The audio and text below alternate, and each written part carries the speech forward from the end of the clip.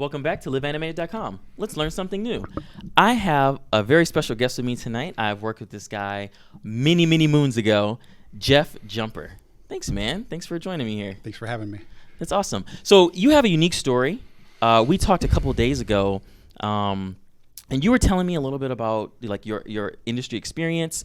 I hope that we're able to touch on a lot of things because I think your story is unique from a lot of other people that I've talked to.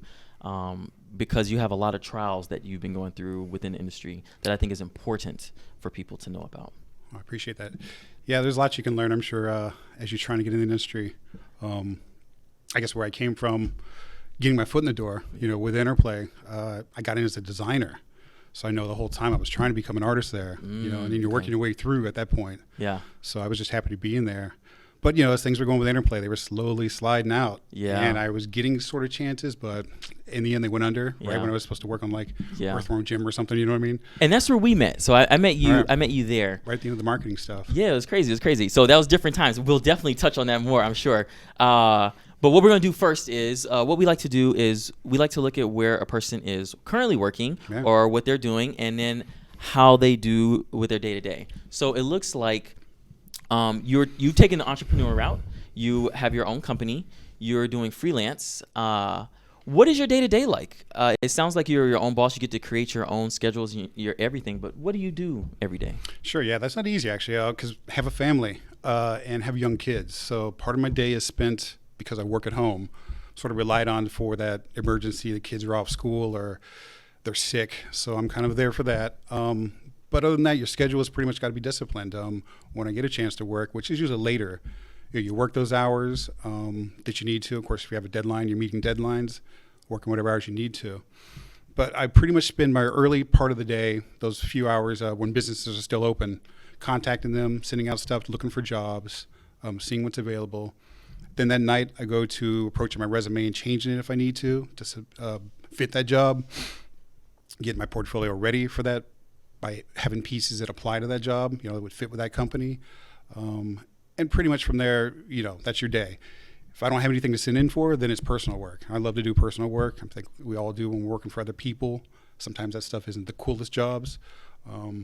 So personal work's my other thing that I love doing, spending time on and learning, constantly learning, seeing what's going on in the industry currently, see how other people work, see how I can improve how I work. Always want to work a little faster as well. I don't want every painting to look polished. I'd rather some of them look pretty rough and loose and be ideas. How many clients do you do at one time, or do you have at one time for your company? When they come in, I kind of it seems to always work when it rains, it pours kind of thing. So Right. Feast and famine. I won't get work for a month maybe, and then 3 people call me up all around the same time, and I try to juggle them basically. I want to kind of do and please everybody, so try to work them each as I can without them jumping on each other. Of course, do the easier stuff as faster maybe, so I take that first. But Sounds like there's a lot of discipline behind to be able to, sure. to do that and manage it all. Yeah, there is. There constantly is because, like I said, your personal life comes into play too. But we love this stuff, so it's kind of a passion. You really don't regret it when you go back to the studio and go, what am I going to do right now? I'm jump right on it.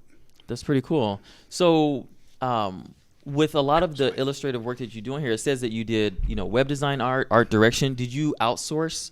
Do you outsource some of the things if it's too much, or is something that you really want to keep underneath your fold of like your company, but you're like, hey, maybe I should hire this guy to help me out, or do you try to do it all by yourself? No, I do not code. So I like to do the front end of a site. I love designing and sort of stretching out that information and making it easy for someone to understand. Because I don't think I'm the most sophisticated web savvy person actually. Well, programming is hard, man. Programming is hard. Yeah. So I leave that to somebody else. Yeah. But I do like to make it so it's an easy functional site for somebody to use, somebody who isn't really even that savvy of how to use a site. I remember like when we were at Interplay, everything was animated. And we kind of got away from that. Things have gotten back to like a more basic site, it seems nowadays. So I'll use Wix design sites sometimes because they're pre-built. They're easy to do for some clients. Otherwise, I will get a coder and I'll design it and then have a coder do the back end. That's cool. That's awesome. Yeah. So let's go back in time. We're going to go back in time right now. Back to 1985. Boy. You went to the Art Institute of Pittsburgh. I went to the Art Institute of Pittsburgh. I was there in a different year, but we both have the same alma mater, which is awesome. That is awesome. So you were telling me a moment ago, like how it was so different than, this is like, that was, I don't know, math. Let me see, 30 years, 30, maybe 30 some years ago. Yeah, almost? yeah. Don't tell everybody. So, Pre-computer. How was it? How was school then? I mean, like, it seems like, yeah, computers weren't as big as they were. The 3D programs that we use now literally didn't exist yet. Right, completely different. Everything was done by hand. I mean, newspapers, magazines were built by hand. Everything was set up in a letraset machine. Fonts were laid out into a thing where it was printed. And it was kind of cool, actually, because everything was done by hand. And there was a lot of illustration work back then. I mean, it was a different tool set that you had to work with. Different tool set, right. And really quickly, like the year I was there, we got a computer in, Apple IIe. Very basic. Wow. I mean, you couldn't do anything with it. A spray can did a splatter brush, a brick pattern, and we had a class in it. We were told it was going to be the future and it was going to change everything we did. And it took about 5 or 6 years for it to really get in there and take away production work, really completely the way it used to be done. Did you find that people were reluctant? Because this is when computers are just coming into changing the job for yourself when you were in it. Were people reluctant at that time? Like, this isn't going to work. We're going to keep it this way? Or I don't even think we were thinking that deeply about it. Like, wow. We didn't realize how much it would impact. We were told it would, but the 80s, we were just kind of. It was still a lot of illustration work was being done and photography work, but it was still, we weren't thinking it was going to do what it probably did. There were certain people, I'm sure, who thought, oh yeah, this is me. But I know as a traditional illustrator, I wasn't thinking I'm going to use a computer in 5 years or 10 years. I was really traditional, painting watercolors, oils, pencils, and just didn't foresee myself getting to that, or even the program allowing that, right? Because it didn't, what I saw was like, this will take 30 years before I'm going to paint on it. But it progressed so fast. Photoshop came along, right? At what point? So what did you have? You just had like what I guess the equivalent of Paint or Painter would be when you get your first computer and you just have the Paint program. Is that kind of like how that was when you had it? It wasn't even that. It literally was 5 tools and sort of a box you could draw on, a canvas. Okay. And literally 5 tools. Like I said, a splatter brush, a chalkboard, a pattern that was brick. And really, you could just, in some font, maybe, I think it was, so you could almost create a graffiti wall.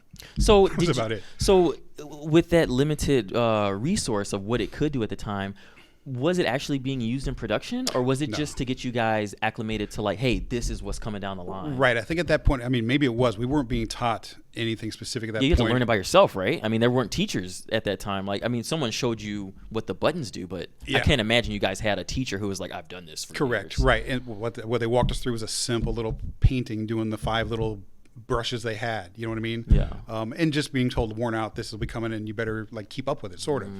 But it was so basic at that point. It wasn't even we didn't have really even, it was more of a class to get you introduced to like, this is what's coming up, more than like, here's a project we're going to work out of this program. Because it just wasn't even there yet. It really was like one of the first usable ones. I'm sure somebody on a professional level was probably using it to do something, but they weren't teaching us that yet. Right. So what were your classes like for illustration and design? Because I know they still offer illustration and design courses there at Art Institute. So what were some of the things that you had outside of like art history and so on? They were a lot of figure study drawings back then from some pretty famous guys too.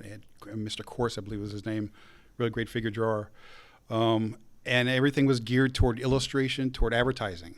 So, I mean, it was all your projects were, you could gear them however you wanted. If you're a photographer, you do a photographer, but design an ad for, Nordstroms or something, you know what I mean? But since I was an illustrator, I would always illustrate that cover instead. So you kind of did what was your strength. If you're a graphic guy, you would turn that into a graphic. But everything was pointed toward illustration, photography, graphics in some way at that period. There still wasn't any computer digital work, so we didn't have to worry about it. So it was all catered toward that. Or if you wanted to be a creative director, you were designing these things, if you wanted to go that route. So it was very much like Mad Men. Did you ever watch that show? Yeah. Oh, yeah. It was very much you were either creative or you were an artist. There was kind of 2 different guys, and a production artist, I guess, back then. That's crazy. Yeah. What were some of I know it was school, but when I went to school there, like they did kind of focus on teams and like working with other people. Was that still a focus that you guys had in like working together, or was it just focus on your core strengths, build up yourself? It was more individual. Yeah, it was more individual. I think you started getting to a phase where things were more group. For us back then, still, it was really individual, I think. Yeah, I mean, I don't remember ever working on a team. Even projects we had as a group, It was just you and a buddy if you wanted to do a slideshow with Yeah. a soundtrack to it or something. Wow. Yeah, it was still an old school kind of traditional artist venue back then. Have you been back to visit or to I had see gone, where the school is? I checked out the one here. We had in Orange County for a while. They've gone under now, though, right? Yeah, I mean that's a little disheartening to me too. being an alum, Right. and it makes me feel like some of the reason behind why I'm doing what I'm doing with this is because I want to be able to give back for those individuals who were kind of hit by this. I know that they made it where if you were affected, they would allow you to finish your credits out at another school, but everybody's not going to have the opportunity to go across the country to go to another school, especially if you're a student. And it dislocates you from your studies and everything you're doing. Exactly. It just throws your mindset way off. Yeah. But the one in Pittsburgh, I believe, is still there. That's good. I love that building. I mean, that was one of the first ones too, right? Well, that's different. The building has changed. So that was the difference. When I was there, I think in my second year is when they actually moved into a larger building near the Hershey's building. Right. I was in the old building that had you pulled the elevator shut and it would pull it. Yeah. I was in that one. That's right. crazy. It was a cool old building. It was a cool old building. It was a beautiful place to actually. School was nice. I mean, I loved going down to the Metro Point there. Yeah. Pittsburgh was a really cool city. I loved it. Yeah. Yeah. It's nice. I haven't been back there in a long time, but I know it's they're still doing really well. That's good. So a lot of my teachers are still there actually teaching too. It's crazy. That's great. I'm glad to hear that. So let's go back to freelance, 1992. Let's see, you got out of school in '88, and then '92. So what was there was a time period in there where you didn't go right into working, or you didn't? I did. I just haven't put it on the resume because it's kind of old. Oh, stuff. okay. So I was trying to clip all that stuff's important, man. I got to clip some of this stuff now. But yeah, I worked. My first job out of college was with a place called Advertising Art Studios in Milwaukee, Wisconsin. Oh wow! Worked there for a year, and a couple other Pittsburgh alumni were there. A guy named Waku, killer illustration, airbrush artist, did product illustrations for this company. And tell you how times have changed. This was an illustration company that hired nothing but illustrators, a typist who wrote personal calligraphy type lettering, a guy who did 3D work, another person who did environmental stuff, and I was hired to kind of do figures because I was pretty good at figures at the point. And so we all had our little basis of something, but it was just a house full of illustrators, getting hired. I don't even know if those exist anymore, right? Wow, because it was just a different time. What came along was like stock art, clip art, and photography. It just became a cheap avenue to do advertising, and it killed sort of the illustration business, in my opinion. Did you get into any of that? Actually, someone brought that up to me. I was doing some silhouettes at work, and they were like, dude, this is like clip art. And I was like, oh my God, I didn't think about that as a revenue stream. But did you get into any of that? I haven't, I should have taken, because I've done a lot of those things, a lot of iconic stuff, iconic imagery, black and white imagery, graphics. No, I should have taken those, and I keep thinking like, I got to start putting stuff on mugs or whatever I can. I think I think it's still very lucrative even today to do clip art and stuff, because when you do a Google search, clip art is the art that is kind of simplistic. I mean, it can be as detailed as you want it, but it's always the same images. And I think people are constantly looking for new art, and they're paying like crazy to get new art. Yeah, I'm sure they are, because you do see the same stuff, and it's generic. So if you get stuck using that on your brochure, someone else is using it. You got this from such and such. Right. It can cheapen your look. So I think it's always good to get personal work if you can get it. That's pretty cool. So So from there, that company, I ended up working and moving back to my hometown. Okay. Working for a different company. Wait. So your hometown? Where are you? Are you from Wisconsin? Are you from Pittsburgh? Or? I'm from Pennsylvania. Okay, so you're from Carlisle, Pennsylvania. It's near the capital, Harrisburg. Okay. So I went back to Carlisle. Had a job there. They were teasing me to come back, and I went back. Kind of missed home. It was my first job out of college. So I think I was just like homesick. Went back, worked there for a couple years, and it worked out for a while. It was cheaper living. I lived in a home, back with my girlfriend. All these things seemed cool. But then a couple years later, I was like, unfulfilled. This work wasn't doing it for me. The whole time I had friends from California calling me up. You got to come out. You got to come out. Orange County's booming. And eventually I came out here.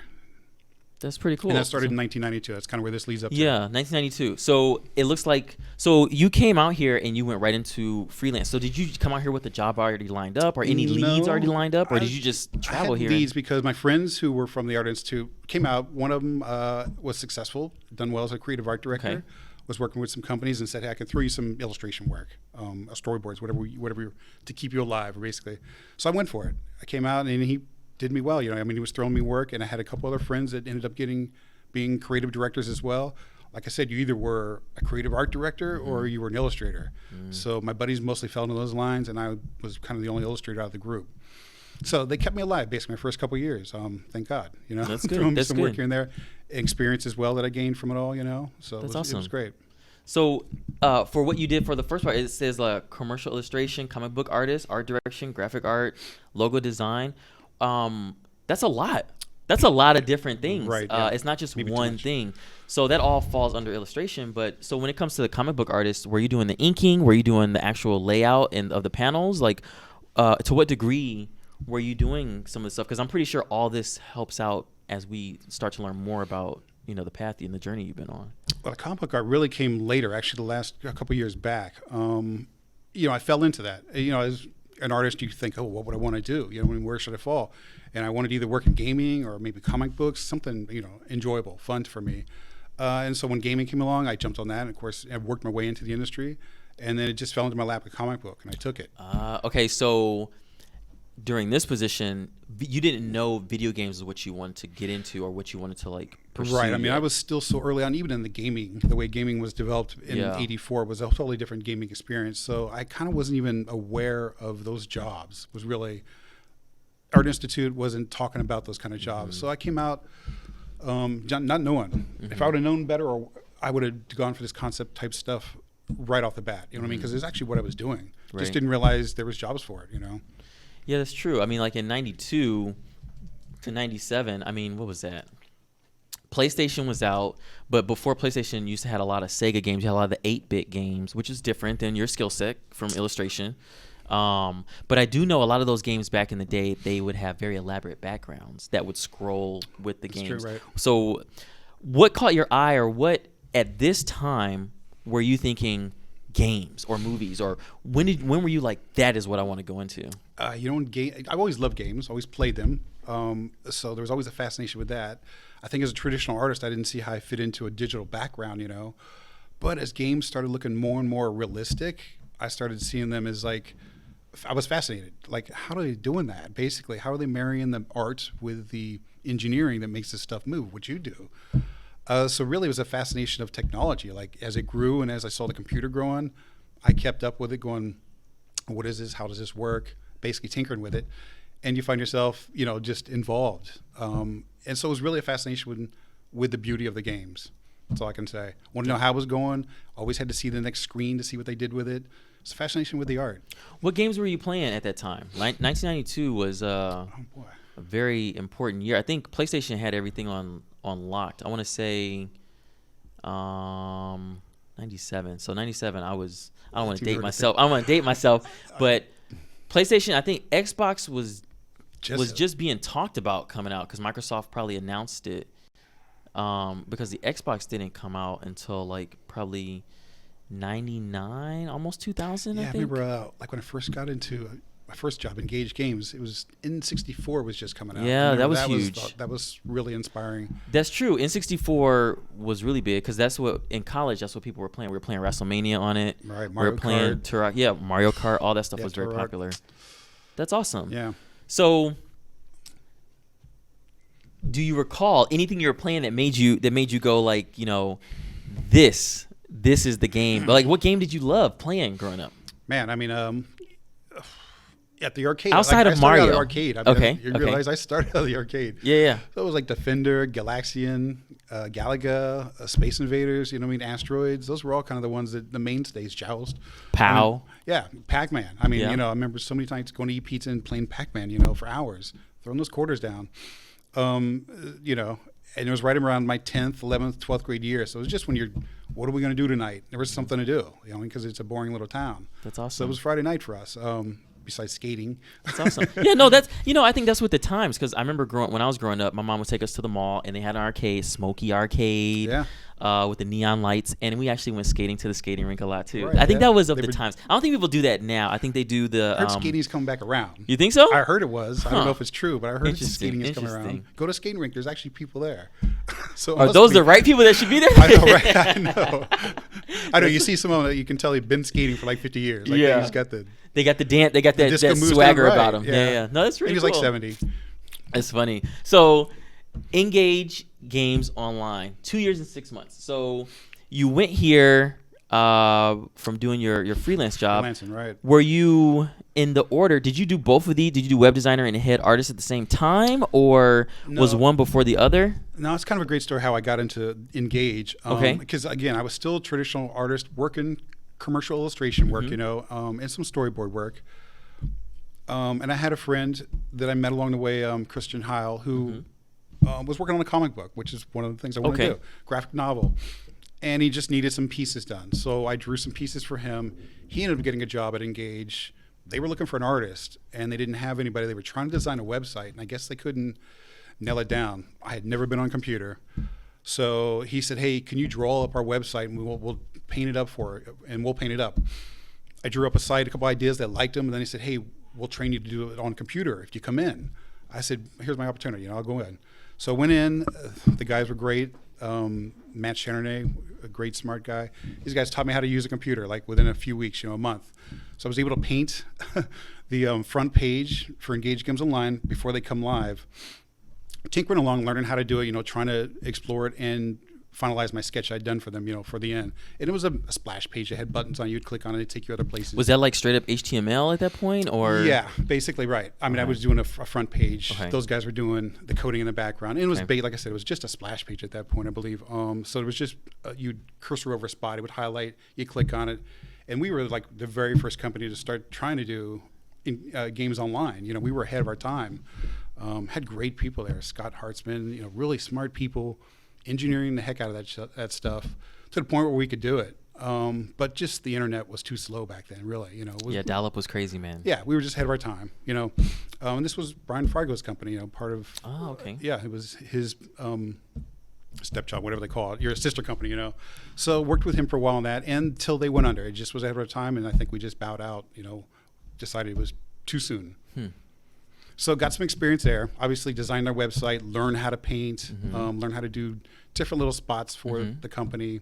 Got a good experience right there. Were you on a team with you said there were people who did the back end, but were you on a team of people that to do the splash page or the front end work? Because I think now with games, or not games, but websites, you have someone who can do complete front end. Maybe just front end for user experience, the UI UX, that's what that is, user interface and user experience. So were you doing both of those, designing where button placement should be, what it should look like when you hover or if it's clicked? Like, were you doing did they show you how to do all of that, or were you trying to make it visually look appealing to the viewer and then they were going to do the rest? It was probably a combination of both. Back then, sites were a little more simple even too. They didn't get into like Flash animation until a few years later. So they were still almost static pages, flash pages, that were just a static piece of art, cursor over a spot, take you to the game sort of thing. Wasn't real elaborate. So I would usually, if it was just a cursor over thing, I would supply those because it's just an on-off button, depress button, on-off. It was a little slight animations back then. But we weren't doing anything crazy. So it was a lot of art. It was static still at that point. But we worked together. I had a couple other artists that worked under me well, the cool thing is after I did that work there for 3 months, they offered me a job as the head artist, which was crazy. Okay, awesome. Yeah, that's where this comes from, the head artist. Yeah, Engage Games Online. So that was. So did you get to build a team, or how far did that go? We hired one guy after that, and we already had one person there. So I think they just figured I had the most experience as an artist. That's why they kind of named me the head artist, because I was certainly not any better than anybody on a computer at that point, right? But I could gauge good art when I saw it. So I was kind of the art director, making sure everything looked decent, don't went across the board, And that really was my job. Make sure all of our work came through, checked all the art, make sure the websites all worked. Not worked, but, looked good. Right. Somebody else's job to make sure they functioned. Yeah. But it was my job to make sure how they looked, how they functioned, though. And same thing when we moved up to Interplay.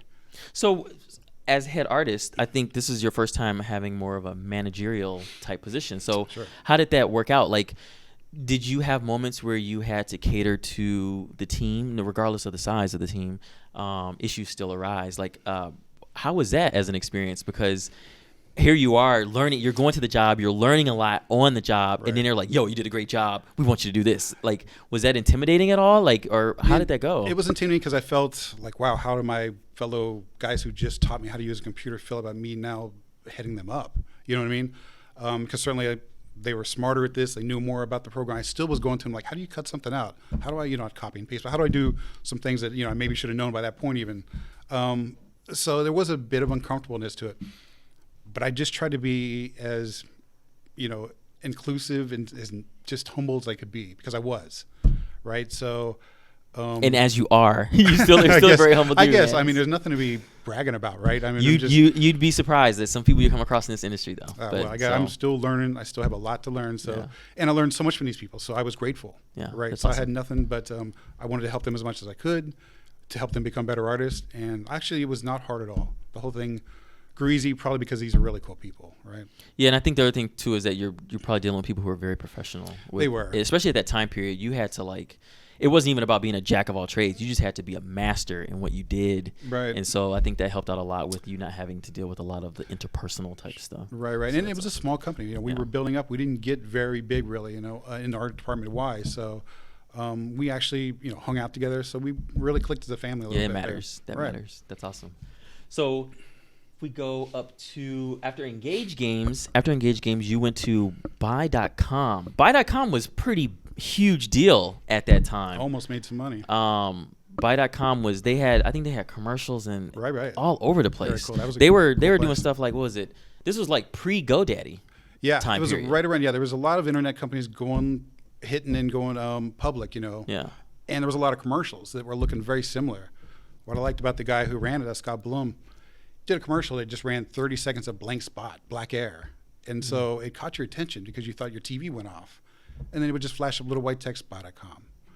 It was so cool. I remember when he ran that ad, we were like, wow, that's kind of genius. You know what I mean? It's the opposite. It's like those Got Milk ads. It was the opposite of what everyone was doing. He just said, you know what, we're going to create another wacky commercial and be in .com, or are we going to do something that people are going to stop and go, what the hell just happened to my TV? Oh, that's awesome. Buy.com. So yeah, it was a great place to work. Learned a lot there. Again, a ton of smart people. Building an internet superstore. So it looks like you were there as a web designer. So you took from that last position the things you've learned and applied them here. Right. What about this was different? It says hired for creative problem solving, design, created numerous websites, icons, developed banners. So what was different about this? Now you're out of your element with this cool group of people you're working with who actually helped teach you up. And like you said, they were like a family. So now you're taking all that and going somewhere new. What was the difference in going there? Yeah, that was oddly different because this was a totally technical company, right? A lot of engineers, very few people, actually a small team of web designers. And really they were doing like cookie cutter kind of web design because they were really trying to make it user friendly. And in their mind, design wasn't a part of that. It had to be boxes of things, So I was brought in to kind of liven it up to some extent, try to make it look a little more, designed, I guess. And I had like certain parts that I worked on, like Mac Store. They wanted the Mac Store to not look cookie cutter, so I created something for that. So I got specific little stores to create that wanted to not look, so boring, I guess, generic. And that's really what I got in there. And was there like, that year you see. Were you there with a team of people, or like you said, were you hired on just to do the problem solving and execution of the work? Right. Basically, I did the design work. There was coders that did all the coding still. Okay. So I never got into coding. I tinkered with it for a short time and just decided I don't want to get involved with it. It changed so much. Yeah, I mean, because it went from, and I may be wrong, but it went from like the HTML to the CSS. And then from there, that's when you get all these JavaScripts, you get all these Python, all these new things that made it function better or made it faster. Internet speed got faster. Right. So they needed all these different like APIs in the background to like make things work. So it was like fish out of water at that point, right? Right. Yeah, I tinkered with it, and I thought, that had a basic HTML home site that allowed you to write code and would show you mistakes. It was kind of fairly easy, and then it started to get more complicated, and we had people who were so much better at it. Yeah. It took me out of my element of designing. I found that I might only design to what I knew, which I didn't want to do. I actually want to design outside that box. So why have me code a beginner code an advanced-looking website?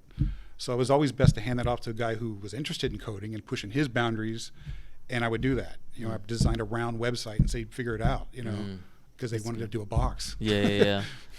That's cool. All right, so let's see. So from web designer, this Interplay. So this is where we actually met each other. Right. Interplay. So did you go to Interplay as a web?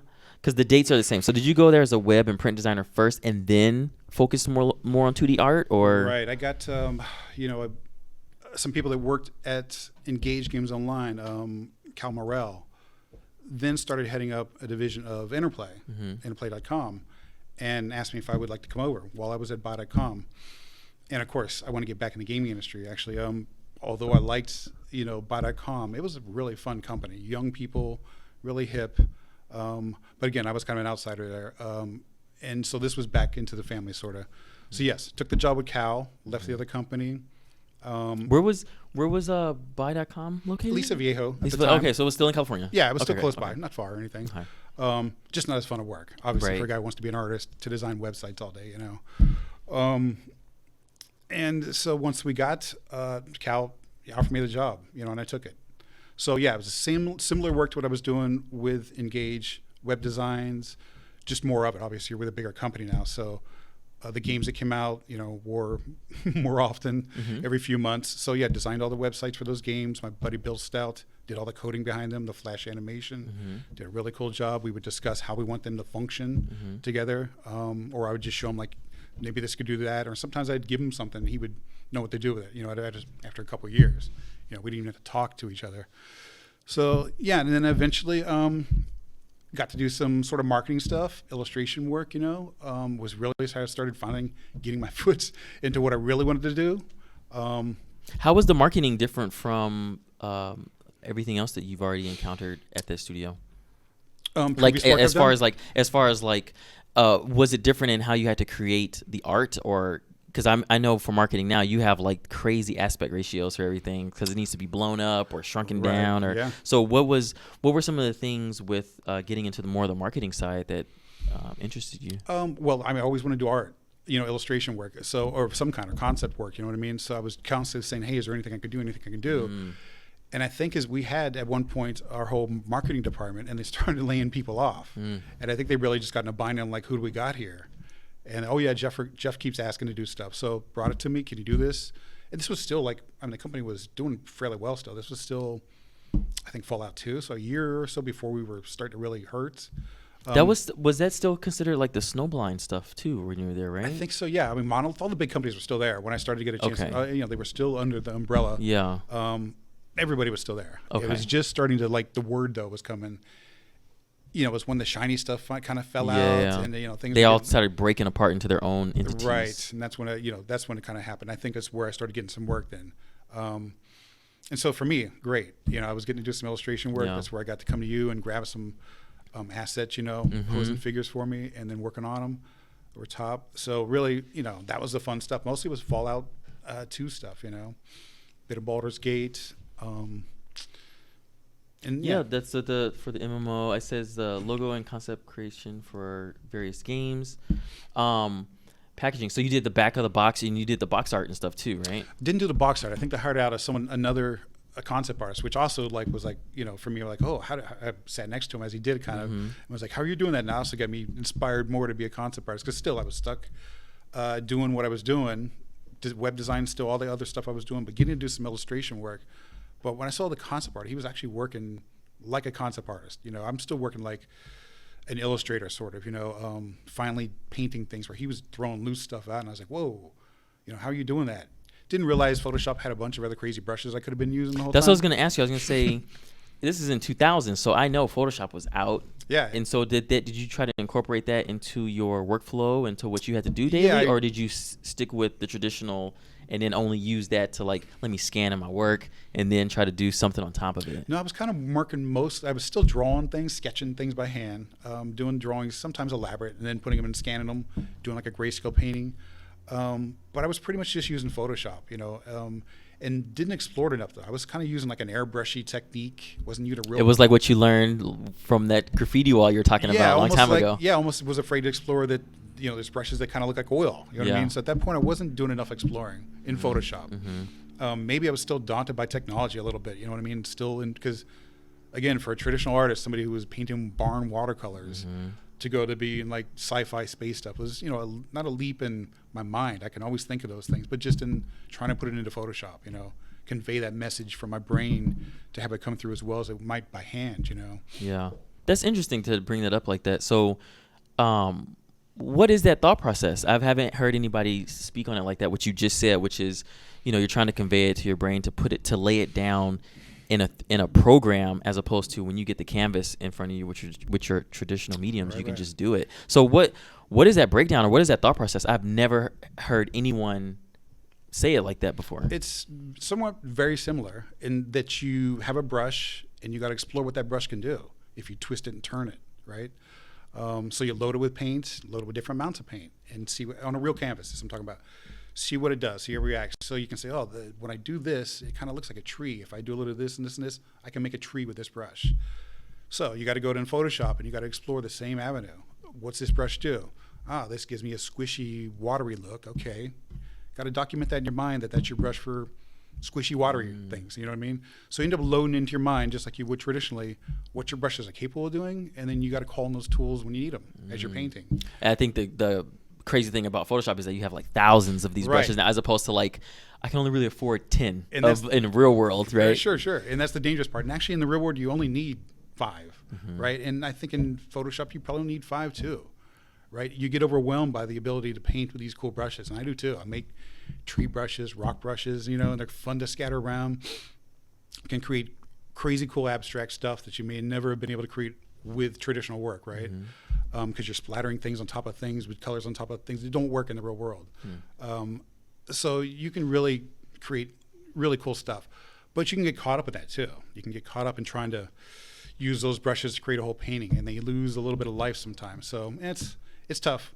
Have you ever tried to challenge yourself of doing something traditionally and then trying to mimic that in the Photoshop or in the tool, just to see, because that's a good lesson. the extent of what you can do on a canvas, and like just do whatever you feel is like, this is my best I can do for whatever your subject matter is for that painting. Have you ever thought about doing that and then be like, okay, recreate that in Photoshop, like without doing that? Is a great lesson. And that was a lesson I learned actually traditionally, was when you don't know how to paint as a traditional artist, find something you like and you try to copy it. I mean, it's fine to copy stuff. That's how you learn.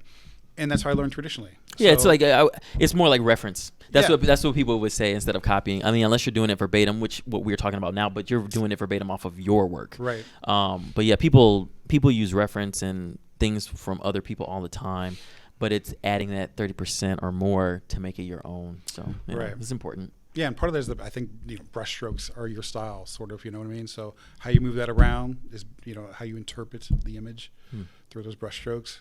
That's cool. That's pretty cool. So as we keep going, it looks like after Interplay, you went to Walt Disney Imagineering. You were an Imagineer at Disney. Was it at this point that you were like, oh my God, my foot is in a big door, and like, what?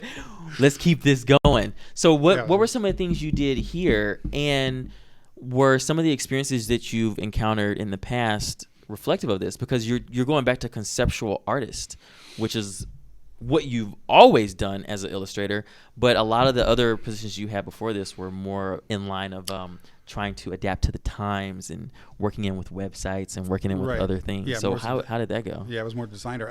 Which is kind of odd is, once I started deciding I wanted to be a conceptual artist, one of the first things I did was start creating art, but then call myself a conceptual artist, right? And then I got a call from Disney. Disney didn't apply to the job, but they called me up, said, hey, would you like to come in? I'm like, sure, of course, yeah.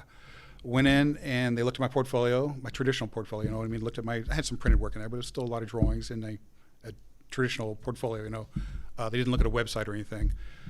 So they breezed through it, a group of people, and guy at the end of the table says, yeah, shakes his head, and then I'm hired. That's awesome. And so I don't really know what I'm doing. I have no idea why they hired me. Well, that's what most people say. Like they go, I don't know what I'm doing, but you kind of do, but you just don't know what you're getting into. Right. Is the better thing to say. Right. So. When I wasn't sure what appealed to them in my portfolio, too. Okay. So they didn't communicate that to you? Any feedback. This was sort of what was difficult for me. I mean, imagine your first job is with Disney, and you don't know the correct questions to ask, perhaps, So I don't know if they were relying on me to know everything to do, or if I was relying on them to guide me somewhat. But I knew enough questions to ask, like, okay, what are you looking for? Can you give me some kind of style to go by? Which they showed me some storyboarding work by another artist, which of course Disney guy and incredible looking. So I'm like, okay, I know what I got to do, and worked there for several weeks. It was a 3-month contract. Okay, like 5 was different it projects. Was it for a particular? Oh, so it was for 5 shows. I was gonna say, was it for a particular project or show? It was 5 different things. They were trying to explore for the park. Okay, different ideas, and they were kind of getting into a little bit of augmented reality. Whoa, that's way before their time then. That was 2007. Yeah. Augmented reality wasn't even that it, big, and I don't think they really got into it too far. It was a little bit like, I think, Tom Sawyer's Island, where you look through something and see through those goggles or through the telescope kind of things going on. So it was along those lines on a couple spots. Okay. And you mentioned it was for the park. Right. So it was for our Disneyland here. Nice. That's awesome. Yeah. I got to go there and photograph anything I needed for the day, which was kind of cool, free pass. And got to walk back scenes. So, is anything still there that you were a part of? Because I know they're updating the park with the new Star Wars stuff and some other things. Like, so is there anything there that you've still touched on? Well, here's they ended up shooting down each one of these projects as they went along. I think the art director, just as we started showing the concepts, they would show them and they'd be like, nah, we don't like the idea. So one idea ended up living on and going to full fruition, which was like a Toontown map. Which had interactive parts to it. You had like a wand where you go around and there was maybe 12, 15 different spots where you would touch it and the lid would open. Things would happen. Oh, that's cool. So it was along those lines, and I did a 3D map, top down, looking down at the Toontown area. And what was cool is I took it to, then when I took it up to the place there, they kind of created it in 3D, like foam core.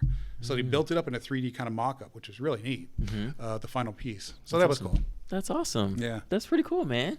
That was fun. It was a little bit overwhelming. First time, like I said, just being there, looking at the hallways, the paintings down the hallway, the history. I mean, the library. So I spent a few days just walking around, exploring the place. That's awesome. Have you been to the new Star Wars? Not yet. Thing yet? No, I'm looking forward to it. Yeah. Definitely want to go. I'm a big Star Wars fan. I've read and heard some things on it that sound too good to be true, but I think you have to experience it. So some of the things are like. Everybody there is going to, if you're staying there in the hotel, everybody there has a role to play, and in your room you get outfit.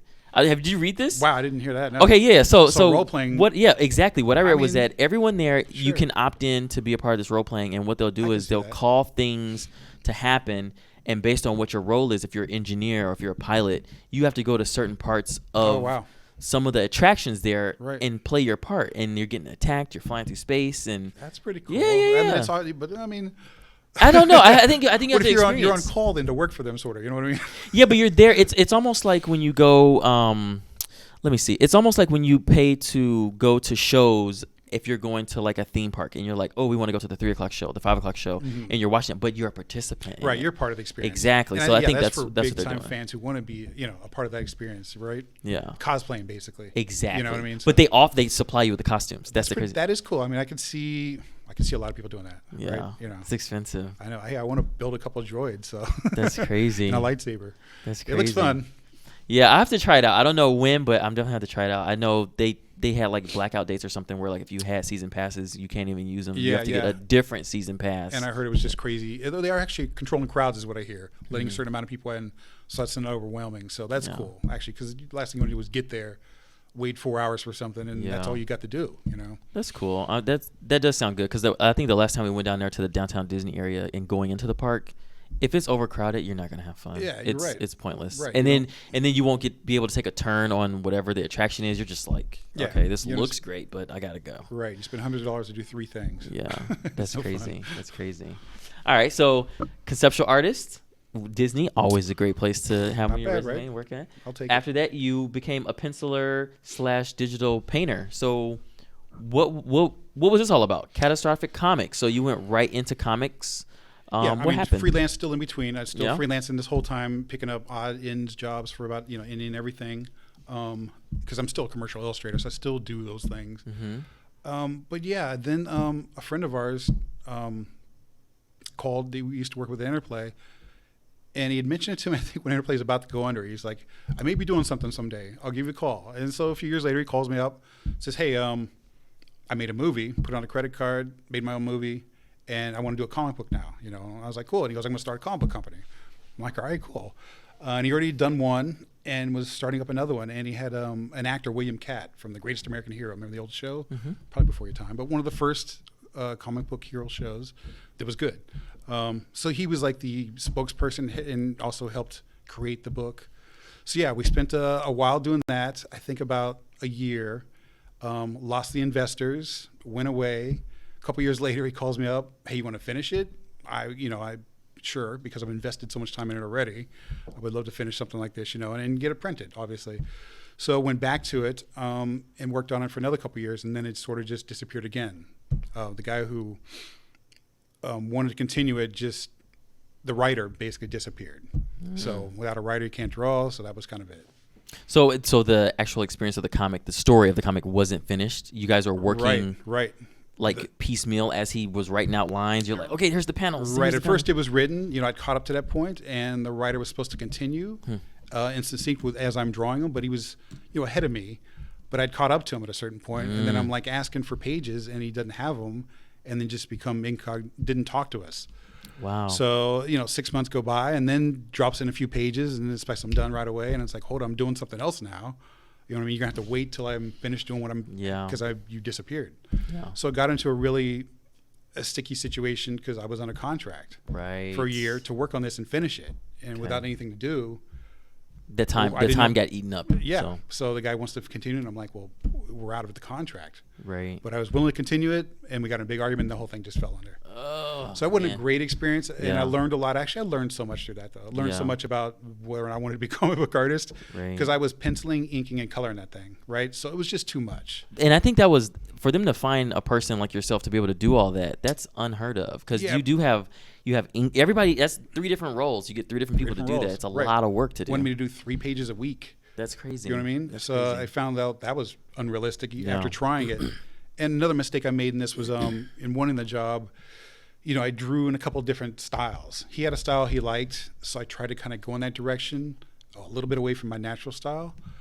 So it was just more work for me to do then every time to complete that page because it wasn't what I was naturally doing. So I almost had to draw it once, then draw it again in the style it should have been in to match his. And it become a chore, is all I can say. So you're doing more work for less pay. Not sleeping, not getting enough at that certain point, you know what I mean? But again, these things are a labor I love, trying to produce art, trying to get it out there to the public. So, I'm going for it. That's pretty cool. Those things do happen, though. They happen all the time. I mean, you got to keep going. I mean, right? Yeah. Just keep going. Crazy, man. Crazy. Not going to stop me. Wait, so you worked on that one comic. It says 2 years and 9 months. So were you on a different? No, it was that comic it was spread out though. So it was probably a year, and then we got back to it for another year and a half. It might have been total going on around 3 months, 3 years. So total. even though the contract was a year, that was a year to finish it up. You put that much more time into it. The 2 years and 9 months. It was a couple years before, then maybe a year afterwards. A couple years later, we picked it up and we were supposed to finish it in a year and a half. Wow. And so it just fortunately the guy could not get to writing it, and that was so it. 6-issue run. So did any of the issues get completed?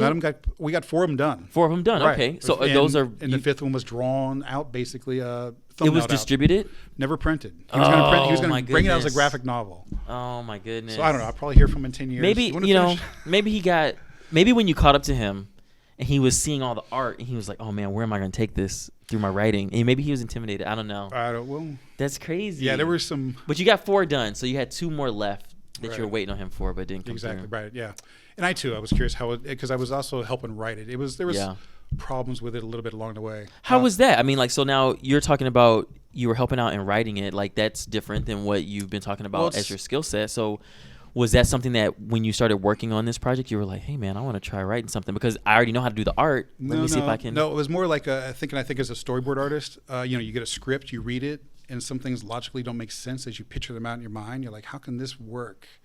The words that are written, how can I make them work visually? And there was things written that didn't work. That betrayed what they had said earlier in the book. So when I was pointing out, like, hey, you said here that this could happen, but over here, this is happening, then it makes this not make sense. And so I feel like I don't want to draw it. You know what I mean? I'm drawing something to me that isn't logical.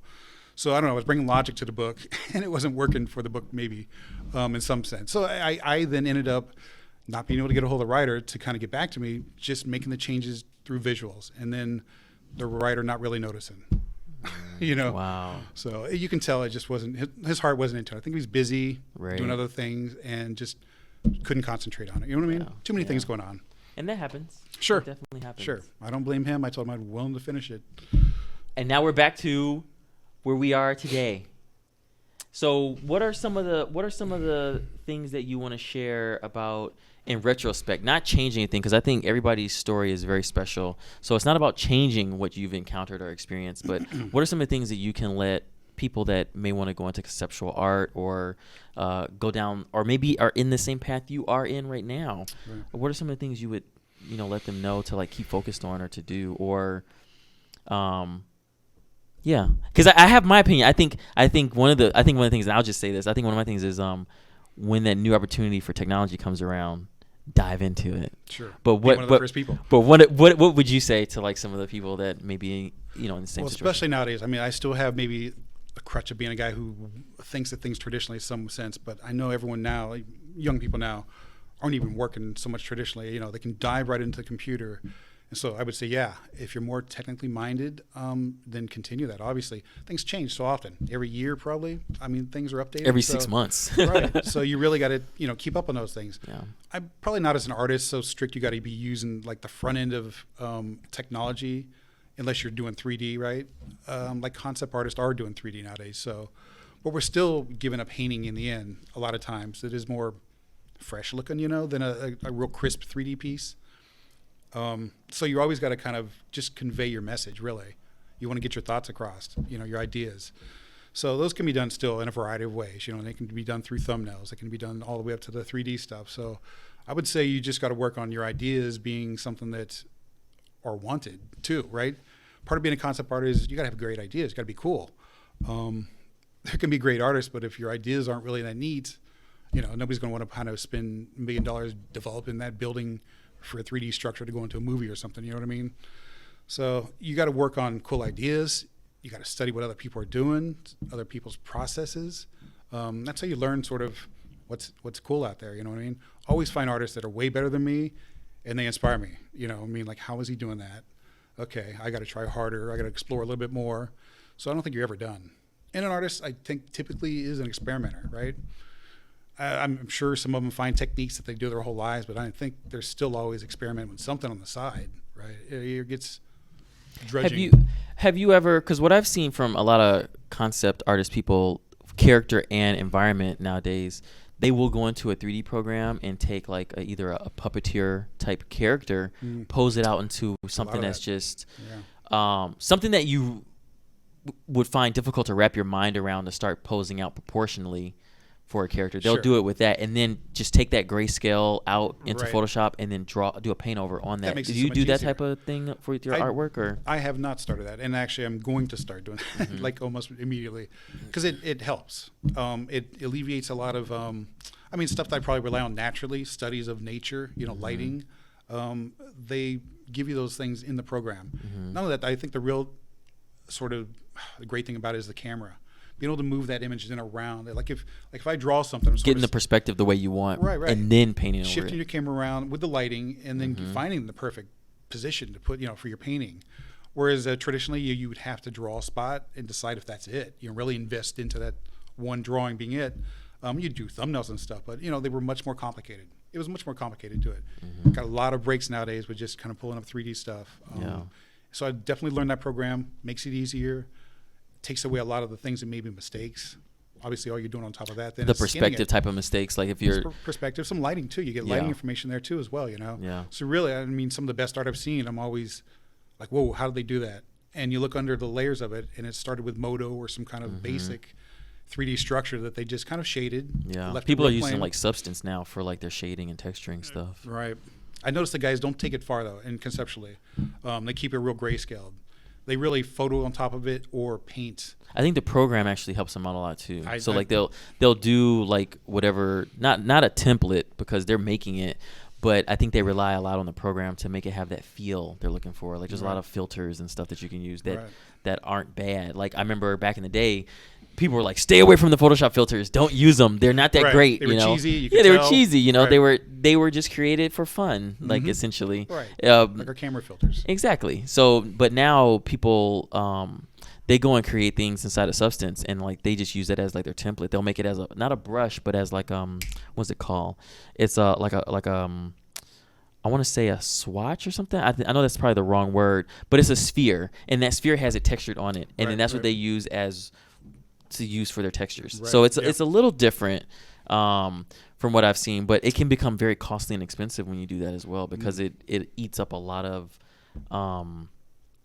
I want to say when you use it inside of the 3D programs, it can bog down the system a lot. The render time? The render time, everything. Because when you turn and it's like trying to load in all these different swatches that you've made, it's like, how's that going to load well? And now you got the character running around. So a lot of times it's good for when you see people doing their flat artwork.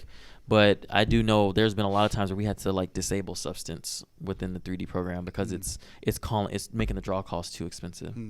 So, but again, the other thing too, when it comes to environment art, I've seen people do the layout of like just primitive objects to get their perspective and all their lines in the right spot, and they'll just take a snapshot of these boxes and they'll turn it into a city or a skyline or something like that. Yeah, because that's how they all basic start out anyway. You know, they're really just boxes. Yeah, that's what I've seen mostly too. I mean, that'll be my first step. I don't want to get too much into doing a lot of elaborate texturing. I'm just we'll work it off as a shading thing and then try to paint on top of it at first. You know, I mean, I'll grow into it. Yeah.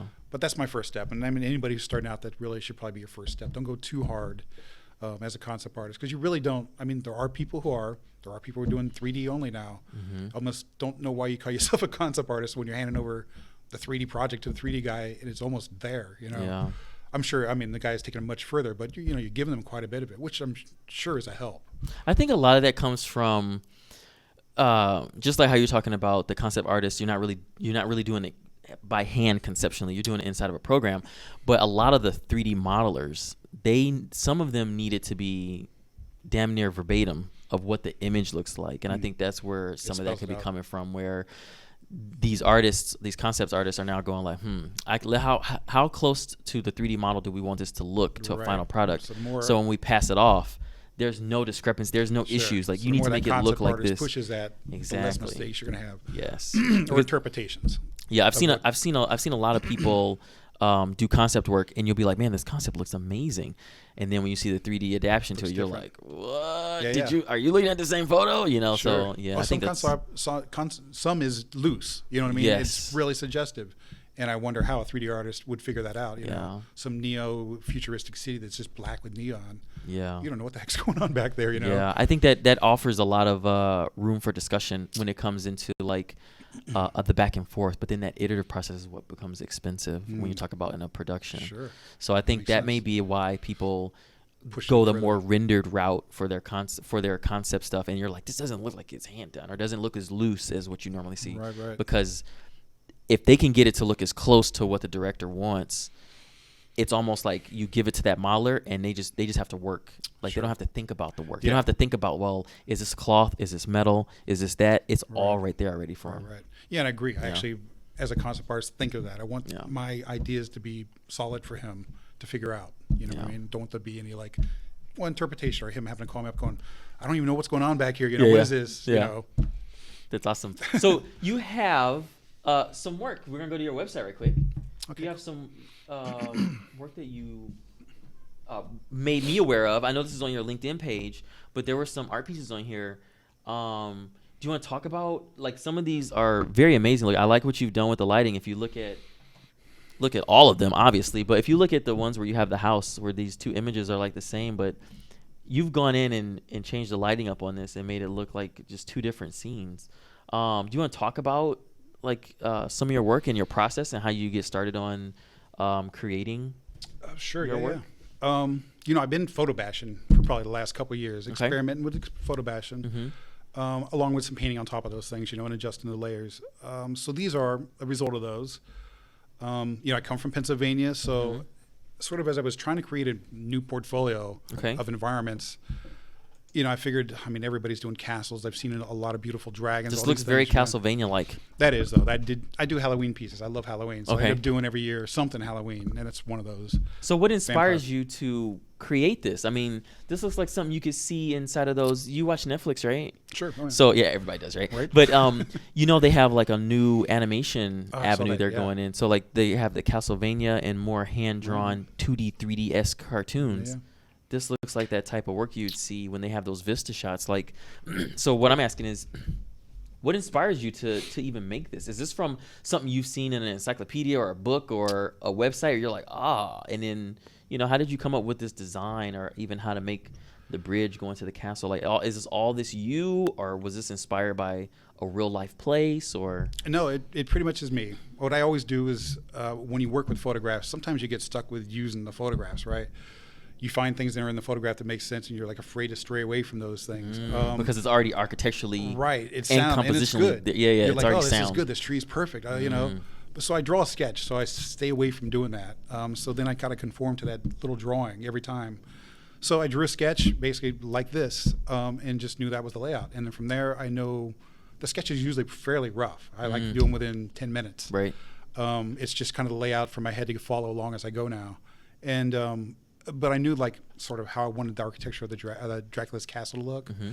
So I just then at that point search the internet a little bit, find churches and castles and things like that have architecture I agree with, pull off those pieces, and end up sort of piecing together things I like, painting in the parts that aren't there, in texture and the whole thing, a little bit of photographs and painting. Because I know for people looking at this, I know artists that you're inspiring right now by watching you talk about this. I know a lot of this you have to zoom in super close to get a lot of these details. Like you have like the steeples, and you have like these little like crosses up here, or there's a lot of stuff that I know you probably zoom in to paint that a lot will go over unnoticed by the viewer. But when they see the whole thing compositionally, they're like, oh, this makes sense. I get a sense of what this is. So what are some of the things you had to keep in mind? Like, I mean, are these like bats, or looks like these are a swarm of bats or something, or birds or something up here? Right. That's gonna... Yeah, I tend to tell little stories within almost each one of my paintings. So there's a little story here actually going on. There's a cart coming in, a guy rushing on a horse. Okay. A carriage, I should say. Okay. These are flaming carriages then. Yeah, there's actually it's not flaming. There's it's just right sconces here, or what are those burning? I see it. Yeah, it's right to light the way. Okay, and, okay. He's there, and I guess he's passing by one. Okay. So there's some text with this. It just says, who's this weird guy that moved into something like this? Who's the weird guy who keeps throwing parties in this house? My girlfriend's missing. I'm going to get her. Something like that is what. So I'm not telling you it's Dracula, but I'm alluding to obviously it's Dracula. So the little story is this guy's going to find out where his wife went missing, or his girlfriend. He thinks she's there. And then the bats are flying out, and there's one of the bats that kind of looks like a vampire bat, like it could be Dracula. So it's just a little story, and of course the town in the background. Yeah, that's so the idea is like this mysterious person just moved into this city, and people have gone missing. Yeah. And this guy's like, I've heard rumors that something's going up there. I'm going to go find out.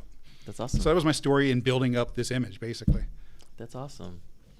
What about? Okay, so we were talking about these. So. What are the differences between this? This isn't just a filter overlay. I mean, you have more fog and everything down here. Do you want to talk quite about a bit of difference. Actually, just like I did a weird and this thing. Looks kind of like it could be 3D, like with how you have it textured and how you painted it. So was this all just hand done, or what? It was again a rough little sketch of a haunted house, somewhat designed off for a haunted house I had gone to in my hometown of Pennsylvania that was near our high school. So that was kind of what brought this image about. I remember that place. And they've since renovated it into a real estate. So it's beautiful. Looks nice. Yeah, it looks beautiful. But this is what it looked like at one point. Yeah, it actually looked like that. But it was an elaborate, really cool home, Victorian style home. So yeah, and it was just sitting in the neighborhood too. It's like you go through a row of houses and there's one that's a haunted house, then more houses. So I wanted this one to set in a neighborhood, just be a house that was derelict. But it has, the night vision has like 18 differences to the day. Oh, wow. And those are like the creepy fog coming out, opening the gates, like a hand. The jack-o'-lantern in the right-hand corner is kind of coming up, coming alive a little bit.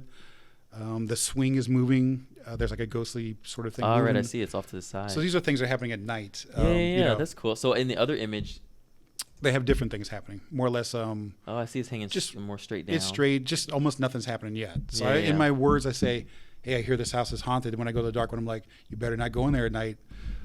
So they all have a little bit of story to them.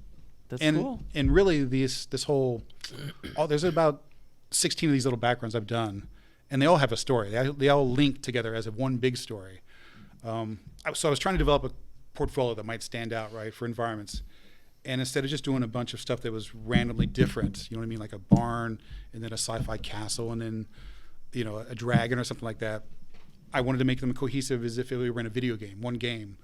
So I was kind of imagining, okay, what if this guy drives into this small town and everybody's gone, right? So I got a couple images showing this person sort of driving to a store, 7-Eleven.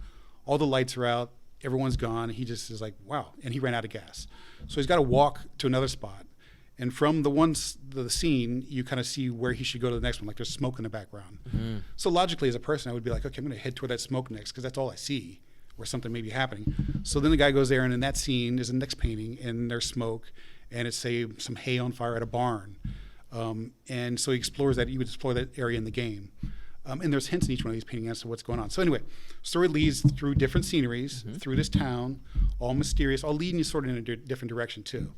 Hint of aliens, hint of the resurrection. Go to the church, everyone's gone. At one point they think the resurrection.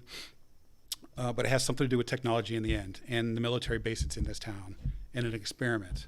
So it builds into that. So anyway, the story leads from going into a real world, gets into a little bit of sci-fi at the end, underground bunker, and that's where it ends. Do you write all this out and use it as like your roadmap when you're doing your art? Sure.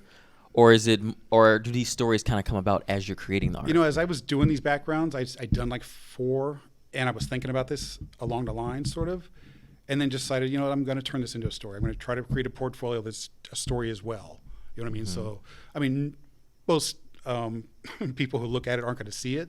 You'd have to spend a little bit of time to follow through. But for me, I love to build story into each one of these images. So I figured, this will be fun for me too, to build a story within a portfolio. Have you ever thought or gone down the avenue of creating children's books on your own? Like from having a kid and getting into the library more, much like I'm pretty sure you have too. Every weekend. There's a lot of content there that's created in it, and you know, a lot of it is based on like learning alphabets or learning, you know, numbers and stuff like that. But then there's some that are like these little stories where they're just illustrated about like, you know, what would you do with a problem was one of the books I think I read to my son. And there was just one artist, and it's weird because each page may have like a phrase or one sentence on it, but it's mostly about the art.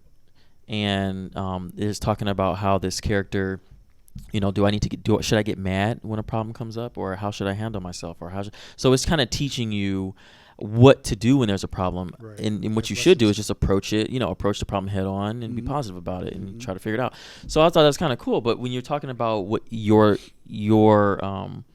pipeline of sorts, and how you have a story related to the art pieces that you do, and so you want to have this vibe, have you thought about doing that? Because it seems like that would complement very well into creating, you know, and books are still huge as far as like, what I mean by that is like, you know, you get on bestsellers, like, you know, and get Oprah's stamp of approval. You know, you're right. you're golden at that point, true. right? It So only takes one, right? Yeah. It's like a hit record.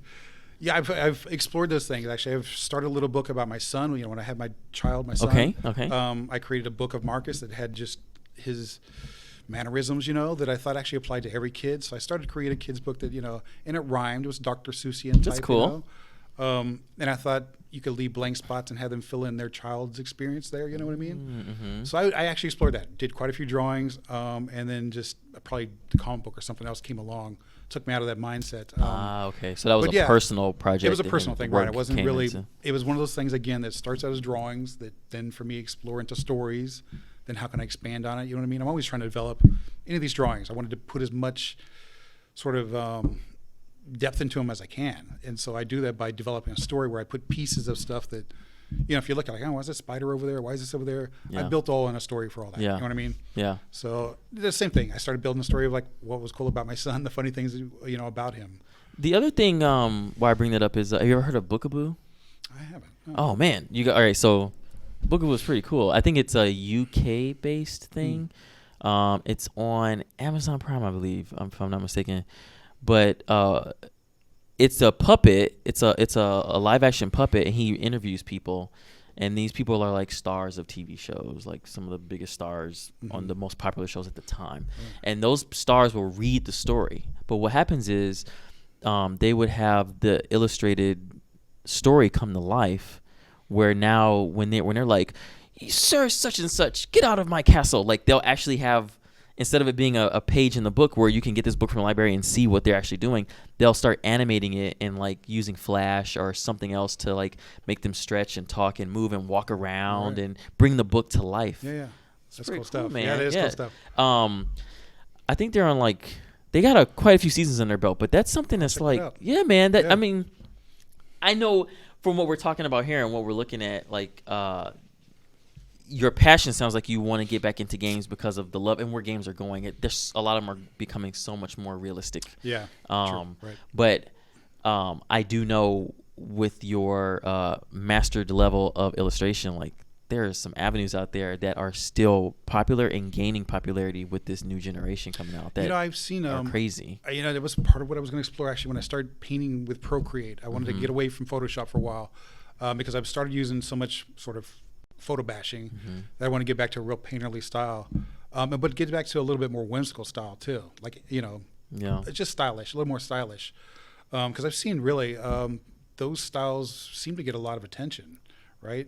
Like you check out ArtStation, different challenges, and there's guys doing incredible 3D work like we were talking about. But there's also a guy doing a really cool animated style that's completely painted. Looks like it probably took him half the just right? That's getting just as effective views and likes. You know what I mean? It's just as popular. Yeah, there's like the Pete the. I don't want to promote any of this stuff, but there's like stuff like Pete the Cat, and like there's a lot of stuff on Amazon Prime that's very like kind of more whimsical drawing and more fun for children. Think that stuff's ever going to go away, right? It's never going to go away because it's hard to make that in 3D. That's the thing. It's very difficult to have that translate over in 3D without it coming across as weird or wonky. Yeah, right. But there's a huge avenue for that stuff, and like in a lot of times it's like those people are in the best place at the time because a lot of the artwork doesn't look that hot. It's not that great. Yeah. And so they rely on story, or then sometimes the story's not that hot, but you're like, man, the animation and the art on this looks amazing. Like, why don't they have a good writer? Yeah. So it's one of those things where it's like, dude, it's so vast, I feel. And it's all because of what our son has opened us up to like watch these things. 'Cause I wouldn't be watching this stuff. True. Right. Even though I love cartoons, I have a set of cartoons I like to watch. But it's also one of those things where it's like, it's something that I think if someone with that master level of professionalism went into it and actually did it right, it would definitely propel that market to up their game. Because what I see there is like there's a lot of stuff that it's so whimsical and so like half done. It's like Beavis and Butthead, like not even in Ren and Stimpy. It's not even to that quality. It's like below that. Wow. Because it's like they just had an idea and they're like, let me just do some art. I don't have a budget or whatever. And you're like, man, could you imagine if it was done with a little bit, better, right? Yeah. It would be crazy. And then that's when you get into that Powerpuff Girl. Because when Powerpuff Girls came out, I was in college, and that's a very whimsical style. Right. But you can see they mastered that. They made it very simple. The line work was clean. It was a cool style, though. It was very very iconic. Like very we were talking about clip art. Everything looked like it could be a sticker. Yeah, they were simple. Big round circles everywhere. Great design. Great design. So like when you see it animated, you're like, holy crap! Like everything, every motion that they had in there. Each piece could be a sticker or a binder or a folder or a lunchbox. Like it's like each still of the show looks like it could have been something, and it was like that was a huge show, and it came out of nowhere. I remember me and my group, a group of guys, we're all sitting around. We heard on Cartoon Network that it was about to come out, and we're all sitting there at night waiting for the launch of this show, and we're looking at each other like, dude, because we thought. We're going to school for animation, and so we're looking at this stuff like this is gonna change the game of cartoons. You got Samurai Jack, who came out as well, and we were like, man, all these cartoons are changing. Cartoons now are way different than when we were in college watching that new batch of cartoons. But you talking about hardcore fans, we were all like grouping together and watching those shows because it was very amazing. Stylized. They were very stylized, like the old Batman that was very stylized. Exactly. Yeah, and style is something that you got to nail that. Otherwise, if it's just a little off, it cannot be appealing. It's what makes it iconic. It's what makes it timeless. Right. And you almost don't know that until you hit the public, right? Yeah. Did that style work? Oh my God, it worked. Or we missed it. That's crazy. Yeah. What are some other things you want to talk about? In your, I don't know if my mouse will go all the way over there or not. If you want to drive. Oh, let's see. Okay. No, it's cool. You just might want to you might want to swivel the mic around so you can swivel it. Yeah, just like that. Yep. There you go. Cool. Let's see. Well, this is a traditional piece. So I kept talking about traditional art. Okay. This was watercolor. This is the way I used to work. So actually, I've always been fairly tight. Watercolors are known to be sort of blurry, and really suggestive. This is what? So this is scanned in. Yeah, this was a scan. My parents have it. It's something I did. I actually did this in high school. So in high school, I was, a fairly good traditional artist. I got pretty good my last couple of years and got my scholarship to school at the Art Institute, where I continued this kind of stuff. Actually entered this into our Art Institute's. Oh, sorry. You can swivel it back around. Yeah, into the Art Institute's student art show, and won an award with that. Even though I did it in high school, so I kind of cheated, but I changed the date. That's cool. Let's see. Yeah, I think it's over. There you go. So I come from country town, so I did a bunch of these little barns at one point that were in high school. But yeah, what you see is digital work, mostly what you got through here. A book cover I did. Me basically exploring. This was Illustrator, kind of using Illustrator to. That's awesome. For some of your pieces on here, were you using what was hip in the times to come up with what you want to do? Because I think you said before you were in the process of building out your portfolio, but you're building it out based on a story that you came up with. Right. Yeah. So I actually wasn't thinking I was thinking along the lines of what I wanted to see, and a little bit of what I don't see much of in video games. So it was a little bit of maybe Last of Us. You know what I mean? The feeling of that game, because it was played partially through Pennsylvania, Pittsburgh area through that game. And as I played that game, I actually got nostalgic. It reminded me a lot of home. So those drove me to kind of do these type of backgrounds. It was in my wheelhouse. It's what I was used to. It's my backgrounds I sort of grew up in.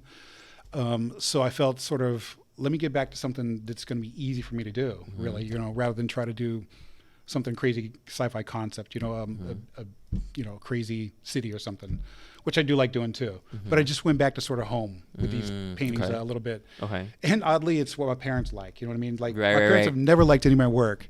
So but they like that. But they like these because they're kind of country a little bit. They're like, finally, you've done it, son. Right. These look amazing. Right. Until I explain to them, it all goes to hell in this story. They're like, well, okay, no. That's funny. Because a lot of people are doing the cyberpunk stuff now. I've seen a lot of people doing their portfolios geared towards that because that game, it looks like it's going to be a hit. Please. So it's going to be awesome. I mean, it's one of those things where now you're going to see that flooded into the market of seeing people's portfolios looking like that. But does that inspire you to do things like that in your portfolio? I've already drawn a couple of drawings. I kind of want to do, but I want to do like a neon futuristic garage, car garage. Okay. So I want to explore a little bit of you get old school still, but then you got some flying cars, so the cars are hovering in to get fixed. But then the city looks sort of traditional now. Gotcha. But as you step back, it gets more elaborate and sort of sci-fi. So I want almost Minority Report-ish, because that was a blend of it still looked grounded into today's world, but then you still have that Jetsons, people are flying around. And really, I'm kind of grounded to those ideas. I mean, not that I don't like sci-fi that just goes way out there, but I always kind of solidify my ideas in reality. Where would we be in 50 years, really? We're not going to get rid of every building that was built 50 years ago. You can rotate it back around. Sorry. So with the mic, no, you're good. With the mic, what you'll notice is that when I'm doing my tutorial stuff, I'll be like this, and I'll go okay, now we're gonna do this, and then I'll be like, okay, yeah. Right. So you can totally swivel this thing around. Yeah, get comfortable. The mic is an extension. DJ, I'll keep it here. So, but that's cool. So I see that you do have some pieces that would complement. I enjoy sci-fi. There's no doubt about it. I mean, I love sci-fi movies, all that stuff. I just went back to kind of my wheelhouse and building this, like I said, an environmental portfolio. I just didn't want to spread them around to be a bunch of 10 different pieces. But what are some of the companies that you are looking towards to either apply at, or what companies have grabbed your attention where you're like, I would like to work on that because of X or because of what they're known for? Yeah. What are those companies? I would probably cater my art so far. It looks like it would go toward a Last of Us type game. So Naughty Dog. Somebody like that, because Sony. Yeah, anybody who's kind of really that my artwork would fit into their world, right? God of War. I either need to build my artwork to fit into the company, or take my artwork to where it fits, because you don't want to bring something completely out.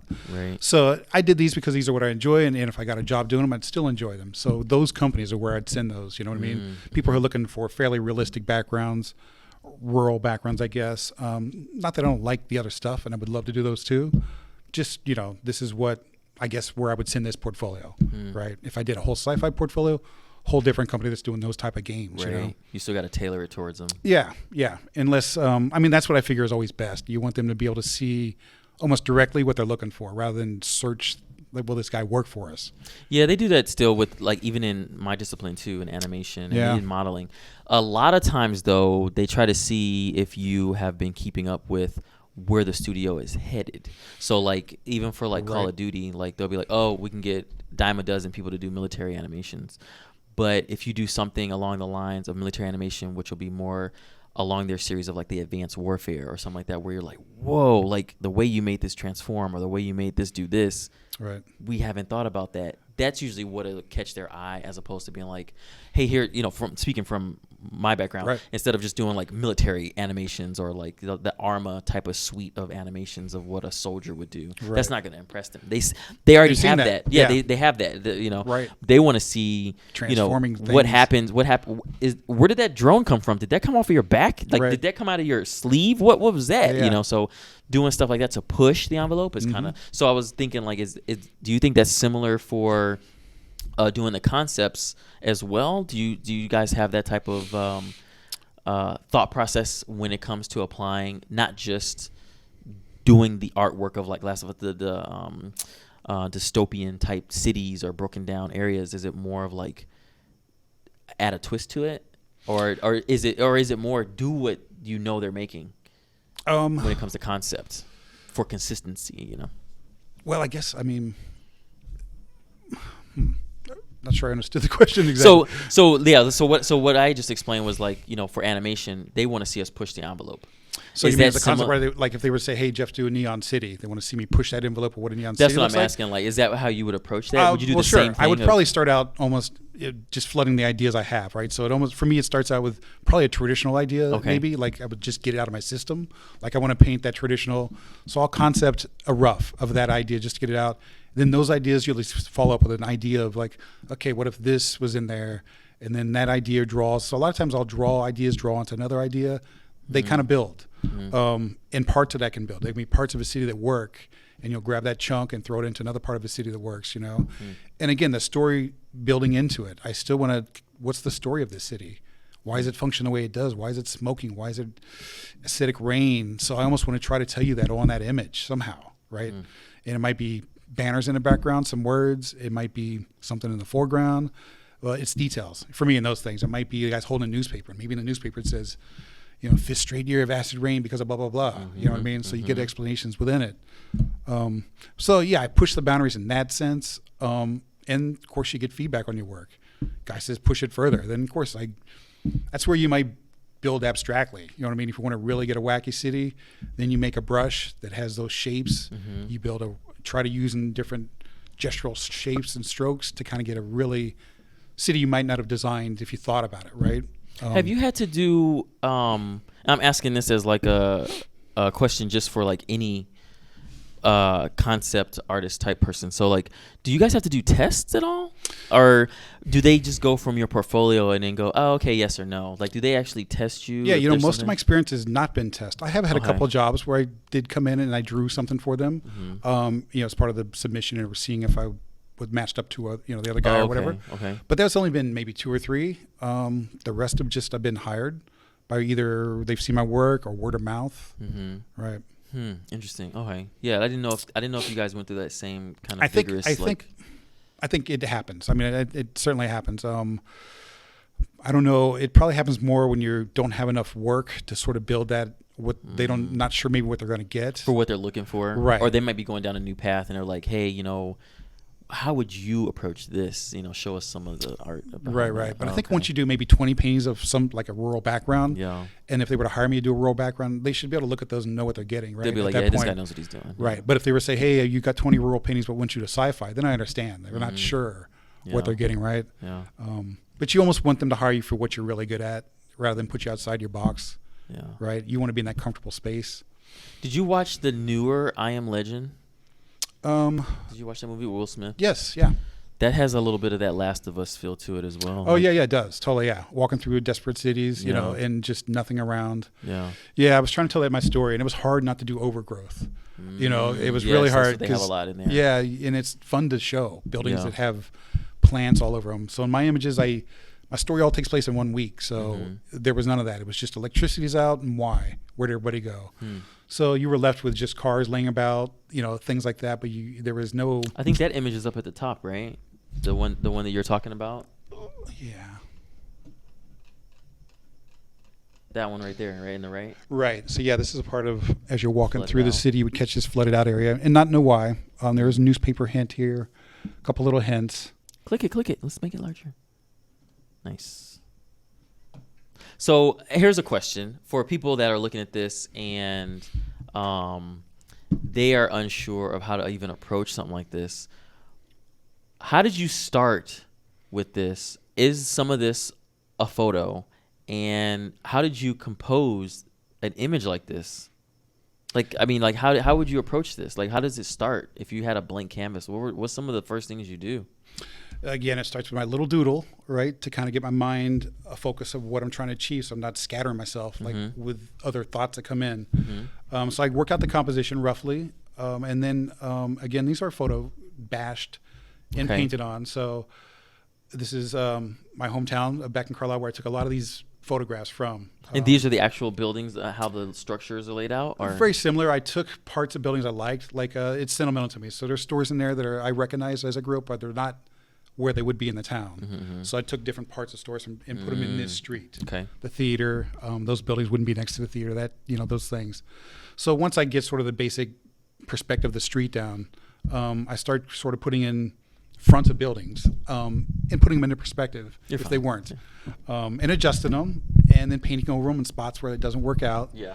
And essentially that's how it builds, and you're just building it till the photographs sort of get laid in there roughly. It looks pretty crappy actually, and then you start merging lighting, you start merging everything together, you start filling in seams, you start getting everything to kind of cohesively look well together, and then you call it done. So how did you build out the perspective on this when you did it? Do you have like a layer that you hide and unhide all the time? Yeah, there's almost like because I can see I obviously I can see it all going down to the vanishing point of like your buildings and stuff like that and the cars, but I'm just trying to see like how do you have those guidelines on there? Is it an actual it would be another layer? Perspective light. It's working from a photograph, probably a base photograph that had the street and not necessarily the buildings I used, but the buildings on the side. So then I just sort of grafted new buildings on top of those. Gotcha. And took the water level and raised it up so it wasn't halfway, on the buildings. And ran it off into perspective in the background. That was kind of it. Wasn't nothing really crazy elaborate, you know what I mean? There was lots of layers, probably like 250 different little pieces in there. Oh my God, that's crazy. That I kind of, cut out and put in and then repainted birds. And now here's a question. Did you use, because you are an artist by trade as your first thing, do you use a lot of the blend options that are in Photoshop, or do you create the stuff from scratch? Because the blend options will give you like a lot of different things you can do within a particular image if you right click on the layer. But I know like when you get to like this level of artwork, like you just create it all by scratch and like you don't use any of the right. Basically, kind of created. I didn't use a whole ton of blend. I did just photographs that were not matching up. And again, I end up painting quite a bit onto them too. Regraft in sort of a texture. Like if I got a brick texture, I'll get it flat and then I'll lay it on there, in perspective, and then shade it to where I need it to. Using some tools. Nice. And essentially, and eventually it draws to a conclusion. You get to the end of what you're trying to achieve. There's lots of subtleties in this too. There's birds, there's fishes you can barely see under the water. There's that bubbling water, which you're supposed to, again, when you get to this point in the game, you're like, what the hell's going on in this town? Because we also have freak weather. So you're just like, freak weather. One day it's snowing, next day it's flooded. You're just like spooked by the whole experience of going through this town. It's like that's a POI. It's like what is causing that? Yeah, and I want you to ask those questions as you walk in each one of these scenes. Like, well, and he's asking the questions. The person who is sort of narrating the person walking through the game. That's cool. So did you do this for a particular job, or was this was for your just personal me work? Building. Okay. I started building a portfolio of rural backgrounds and just decided to link them. Nice. Like I thought, what would be more fun for somebody to look through?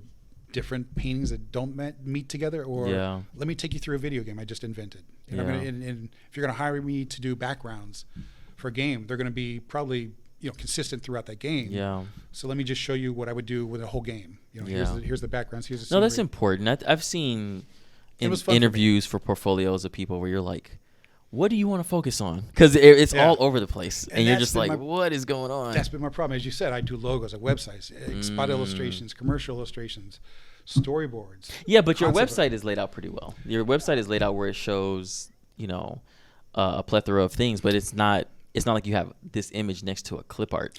Well, I got another thing. website. Oh, okay. And I've got all that on there for other clients, basically, Oh, okay, right? okay, Because okay. I've heard it overwhelms them to see too much. So Yeah. I've had to separate things. And even on that Yeah. website, I've got 6 buttons with web design, spot illustrations, Yeah. commercial illustrations, the different things I do, storyboards. I think that's print common work. though, because like when you have a website, you're like, I gotta put everything up there. You never know where the work is gonna come from. Right. But for those people who are looking for something particular, like they're being very, we want this. They do need to have it catered to them, where Yeah. they, like, you don't want them to get lost over like, what am I looking at here? No, I Sure. want you to look at this. And especially with conceptual art, they don't want to see anything else but conceptual Yeah. art. So I definitely had to separate that Interesting. from everything else. So yeah, I got a whole other website with probably 10 years worth of work on Yeah, there. yeah. Was there more work on your site that you want to look at, let's or see. do you want to go over to like help people understand how to approach certain pieces? These Oh, maybe nice. are not photo bash. These are what Okay. I would do maybe traditionally. So this is, done just, again, you can almost see the underlying sketch on this. But done with a sketch. I actually did bash in a blurry photograph of some In the vehicle back background, there. right? Right. Is that like from Mad Max? Exactly. It was a Mad Max. When I started doing conceptual art, trying to be really better at it and studying other people, I started entering contests. I think this was a Gnomon contest entry that I did, and through ArtStation. So I continue to do contests just because I'm competitive. So I like to match up against other people. See how Are I'm those doing. like a month each? Like there's some Yeah. that they go like 30 days. They're usually monthly, right? Okay. I haven't done a Gnomon in quite a while. I've been kind of concentrating on ArtStation Okay. now. But I got a bunch of great DVDs through Gnomon, through winning some contests, and learned a That's lot. awesome. Basically self-taught myself everything I've done so far. So yeah, this is a little bit of the. It's on the other side. You gotta bring the mouse over this way. No, here, let me see it quick. The mouse is it's on the other screen. There it is, right there. You want to close that one? Yeah. All right. There you Okay. go. Yeah. Yeah. The mouse got lost for a second there. Explored, yeah. Things like different kind of other things that I like to explore. This is a period where, I don't know, Frazetta, I guess you could say, was kind of exploring that. That those sci-fi those stuff. kind of felt like, if you go back up, those kind of felt like Dark Souls. You played any of that? Yeah. That's kind of has that feel to it, like especially the guy you're hovering over right now. Right. Yeah, this was kind of like my Death Dealer rip-off guy. So these have a little bit more creatures and things that I also like to do. A friend of mine is writing a book, so he gives me his characters to do, which I enjoy doing, really. See, there's like characters from his book, a couple book covers. So when it comes down to doing character work like that with a colleague, how much input are they giving you to direct you for the look and the style of things, or are they just asking you like, hey, this is what you do, just make it look good? Like how much direction are they giving you? It's a little bit of I was hoping I had a description there. I think it's probably on LinkedIn. So I get it. It's a book, so the description is written within the book. So it can be brief. It can be like, as he described her in the book. He could say, she was a robotic female figure who, and he'll give her backstory to me a little bit, but it's kind of simple. It's not real. She has a maybe a sci-fi look of what someone in Congress would wear, robe-y kind of thing. You know what I mean? It'd be like that. Well, how much iteration do you go back and forth with on that to really nail it down to what they want it to be? It can go back and forth. So like I've had some that really none. You know what I mean? I'll draw it a sketch. That's it. You nailed it. Boom. And I draw the final. I had one where I recently did where I had a hard time getting this cyborg girl down, who was, like I started explaining, in like a Congress, or she was like a judge or something. And so she had the award, kind of a judge-like sci-fi outfit on. So you had to bring in elements of that clothing that read as that, but were not that. You know what I mean? Hints of it, there were hints of sci-fi, robotic head. So I did a lot of iterations before I kind of got to the final. I probably did. So it's like, the way I would interpret that is bring in something that would make the viewer think, "Ooh, this is a judge," either through color or how the cloth is folding. Right. That would make them think that looks like a robe for a judge, Right. and It's gotta instead be- of it being so blatantly like it's a judge. Right. Yeah, exactly. You don't want it to be blatant because it's a sci-fi. Interesting. So Yeah. can't be just like a judge's outfit now. Yeah. With just you cut the sleeves or something. You know what I Right. mean? So it was designed and still had to feel that way. And we went different directions with it. Wasn't sure if he wanted her to be sexy or not, so went from robe to sexy a little bit. We explored things, and that's really where you can spend time. Mm-hmm. So they can be simple. They can take time. I noticed with characters. Yeah, Interesting. and it's really maybe outfits. Hmm. Like I tend to nail down the face, the body pretty quickly. The outfits you can explore Right. different variations endlessly. Right. You know, if you want. Because they could be in numerous settings throughout the story too. Sure. Yeah. Right. Especially with nowadays games, we have 10 different costumes for each character. Right. Yeah. So you really got to be able to come up with a bunch of them, and they got to grow progressively to be cooler. You know what I mean? Like stage 1 outfit can't be, doper than stage 10 outfit. Have you done mini character lineups that shows like either the silhouette or, like you said, there's 10 outfits, just to show like here's one character and this is what it looks like when they're in each of the 10 outfits, like on one splash page? Not much of an exploration, because I typically, like a book has a solid sort of, here's what I want it to look like. Mm-hmm. So I'm sort of stuck to that one sort of basic image and exploring that.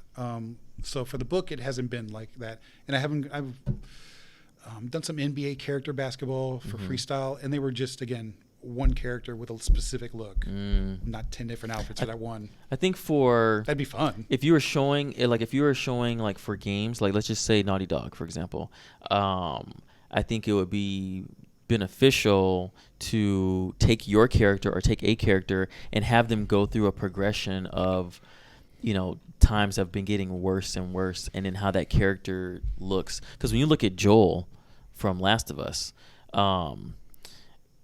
there's that moment where like everything was okay, everything is still pristine looking, and he was fine. Well, Joel is the dad. So his watch was new that he got as a gift from his daughter Ellie, and then not Ellie is the other girl. The watch was new that he had, and so but when you see how time progresses and how the story takes place, he still wears the same watch, but it gets more damaged, more broken looking. But he wears it because it's sentimental for him. Yeah. But then his skin isn't as clean shaven. He starts to have scars, and But you're showing that progression of like even his clothes to everything. So like that type of thing I think would be important. So like even with your characters here, with this guy with all the armor on that you have, it could be important to show like what does he look like as he's getting ready for battle, right? Without the stuff on, just so you can really see the proportions and what you're working with.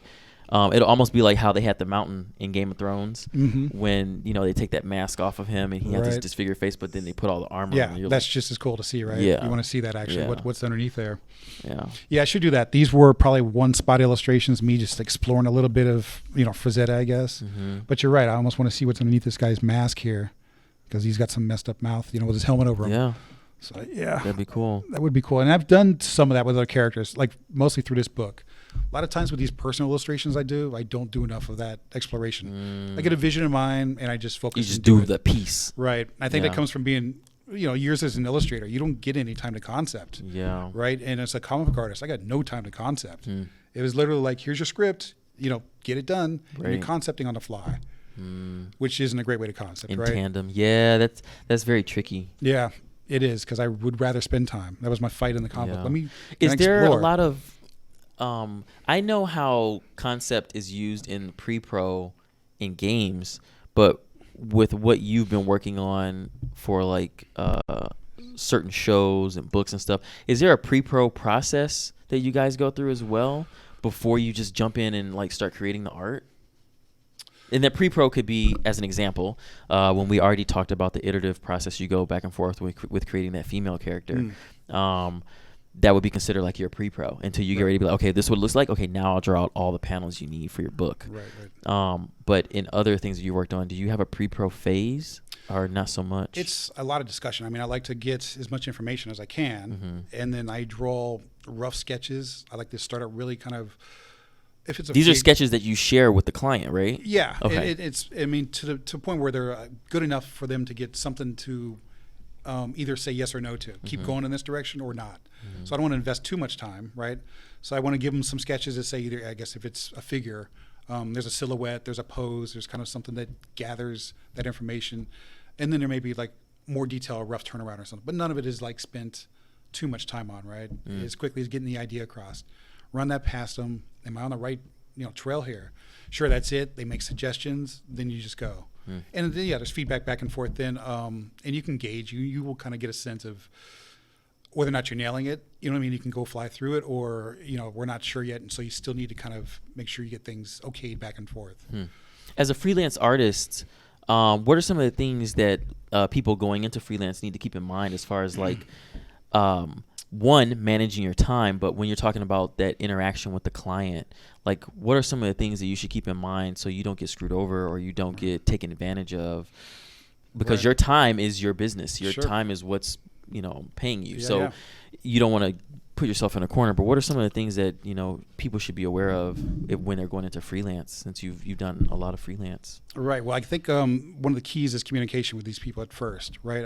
Get an understanding of what their budget is, right? What they want for their budget. Timeline is important, and whether or not you're a good fit for the art that they're asking for. I think it goes back to, again, if you say have established a specific style, then you kind of want them to hire you for that style. That's the best case scenario for you as an artist. If they're coming to you and you, again, paint a bunch of rural stuff and have never done a sci-fi, but they some reason want you to do a sci-fi, you should question, like, why are they picking me? Right. I mean, what is about it, my art? And get specific now. You're going to ask them, what is it about my art that you see that could be sci-fi? And that'll help you guide down, okay, I kind of see where they're seeing, and that'll help you narrow down your focus. Or you'll see what they like. Right. What drew them to you. A little bit of mistake I made with Disney was not finding out what it was they were focused on that they liked, It wasn't that, it was my uncomfortableness. Everything went well. I just was uncomfortable. Yeah, and you talked about that too. The process was scary for me. Yeah, you talked about that. You were saying like, they didn't really say anything. You didn't really say anything because you're like, everybody's professional, and I think there was a lot of maybe some assumptions made. Sure. But yeah, and people, I noticed that just people are busy there, so they weren't always there. When I had questions, they weren't there that day. You know what I mean? So it was just I had to rely. It seemed like I had to rely on myself. Yeah, it sounded like one of those things where a position where you get hired and they're just like, okay, go with it. You're a professional. We're all professionals. You'll ask if you have a question, but if there's no question asked, they're going to probably think that, okay, he knows what he's doing. Yeah. Right? So that's what it sounds like. So it's great to ask questions. I don't know if you can over ask questions. No, I don't think they make you can. Feel comfortable. Yeah. So as long as you start feeling more comfortable in what they're asking you to do, that's key. A lot of it is a freelancer is your time too. You got to be able to space out that time, judge whether or not you can finish a job under the deadline. I mean, I've got a crazy story, that I've done freelancing. One quick one, got a great job to do, $1,000 per illustration, need 7 of them done, 7 days. It was pushing a limit. Like, it would take me around 16 hours to do one of these right. So I knew I wasn't going to be sleeping, but it was $7,000 in a week. So I was willing to go for it. And also my daughter had a chance of being born during this period. My wife was pregnant. So we questioned whether or not I should do it. Go for it, Jeff. So I did it. Jumped on the job. 3 days into it, I put a lot of work into it, barely slept because I knew anything 16 hours, happen. that's a lot every day. Right, and things usually start out slow. For me, I'll start out slow and then build like an engine and roll into it. So the concepting, the idea-wise, first day or two is kind of gathering information. You almost waste a day before you even really get started. So you only had 6 days to do 7 paintings, and then my daughter was born. And my wife said, hey, come on down. I'm at the hospital about to give birth. And I was like, oh my God, deadline's gone. I go to my daughter's birth, completely exhausted too already. So I basically show up almost sleeping because I've finally got a chance to have my brain stop working. So I'm sitting there just waiting for it to happen, barely staying awake. So long story short, everything went well. I got back to my job, finished it up well enough that the guy gave me another illustration at the end to do. Nice. But just, hard hours, no sleep. And you run into these things with freelance. I must say they happen. Now, have you had the opportunity to pick the schedule? Because a lot of times, if people are going to be professional about, tracking time and they ask you to do the piece, like, do they ever ask you beforehand, like, hey, how long is this going to take? And then they schedule it out, as opposed to just being like, I got 7 days, I got $7,000, I need this done. That's like, where I was at. Oh, okay. He was under a tight deadline. He was needed to manufacture something, and I was sort of showing him the concept of this manufactured building that was going to go and show up at NASCAR. So the NASCAR was happening soon. He had to make this meeting. The meeting was like in a week. So he had that as a main deadline. He had another artist that screwed him over, so he just kind of was in a bad position. And I put myself into a bad position, taking it when it was already going to be hard. and then losing basically 9 hours, 10 hours in the middle of it. Yeah. But it worked out. Yeah. It worked out. But you get those. I mean, freelancing is, a little helter-skelter. You get great clients. You get clients who you just don't understand art. So you almost got to educate them as to what you're doing. They don't understand some of them, how much time it takes to do things, right? Do a lot of your clients that, if you're talking about building a portfolio of clients, I guess you can say it like that, do these clients become like family to you? Do you keep in contact with them for future work, or have most of the clients you've had been like a one-stop shop where like you do something and they're kind of just gone? Right. It's a bit of both. I've had clients that I do keep in contact with. I try to keep in contact with them because genuinely I like working for these people. I've created something for them that I always feel personal, in giving them.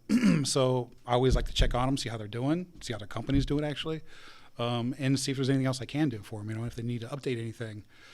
So yeah, it's important to do that. And I certainly get jobs that are one-timers. Like logos tend to be a one-time job, right? Mm-hmm. People only need those once. I've done spot illustrations that are one time, web designs sometimes are one time and then they don't need one for years, So yeah, a lot of the work is one time, but I like to keep in contact with people. So knowing where the industry is, what's exciting to you about where the games industry is going in relation to what your contributions can be with conceptual art? Well, I mean, they're just getting more and more elaborate, just more and more beautiful. You're talking about like Cyberpunk 2077, those games still drive me from even back doing 2D artwork, wanting to see the next background. It's even more so now. I mean, they're just so beautiful. So I'm still enamored by the art, the style, the engineering, everything that goes into make a game. Again, the stuff you do, like, when you take that polygon character and make him walk and has slight animation movements now, it's crazy cool. So I want to be a part of crazy cool. Have you looked into like some of that? I was kind of leading it into like the AR, XR, MR stuff like that. Have you played around with a lot of that with the not a whole lot actually the VR side of things? Yeah, and I haven't augmented done a reality? whole lot. No. I need to explore that more. Yeah, I just haven't gotten into it. Yeah, because I think that's gonna help drive a lot. I think Pokemon Go was huge. Right. And they just put out the Harry Potter game where you can be a wizard and it's AR as well. And they're trying to dethrone the Pokemon Go game. Yeah. And so, like, I've heard already mixed things from people about, we didn't ask for this game. Like, why is this game being made, right? That was one of the, I think, ones that stuck with me the most out of what people were saying. Mm-hmm. And there's a huge fan base. But with Pokemon Go, people were asking for that. People wanted a game like that where, why can't I go around and collect Pokemon? So I find it interesting that this, the Harry Potter franchise took it upon themselves to create a game that no one's even checking for. So I guess you'll see in the coming weeks like how successful it'll be. Yeah. But I think that's interesting. That is. I mean, you figured the format of that is working right for the Pokemon game.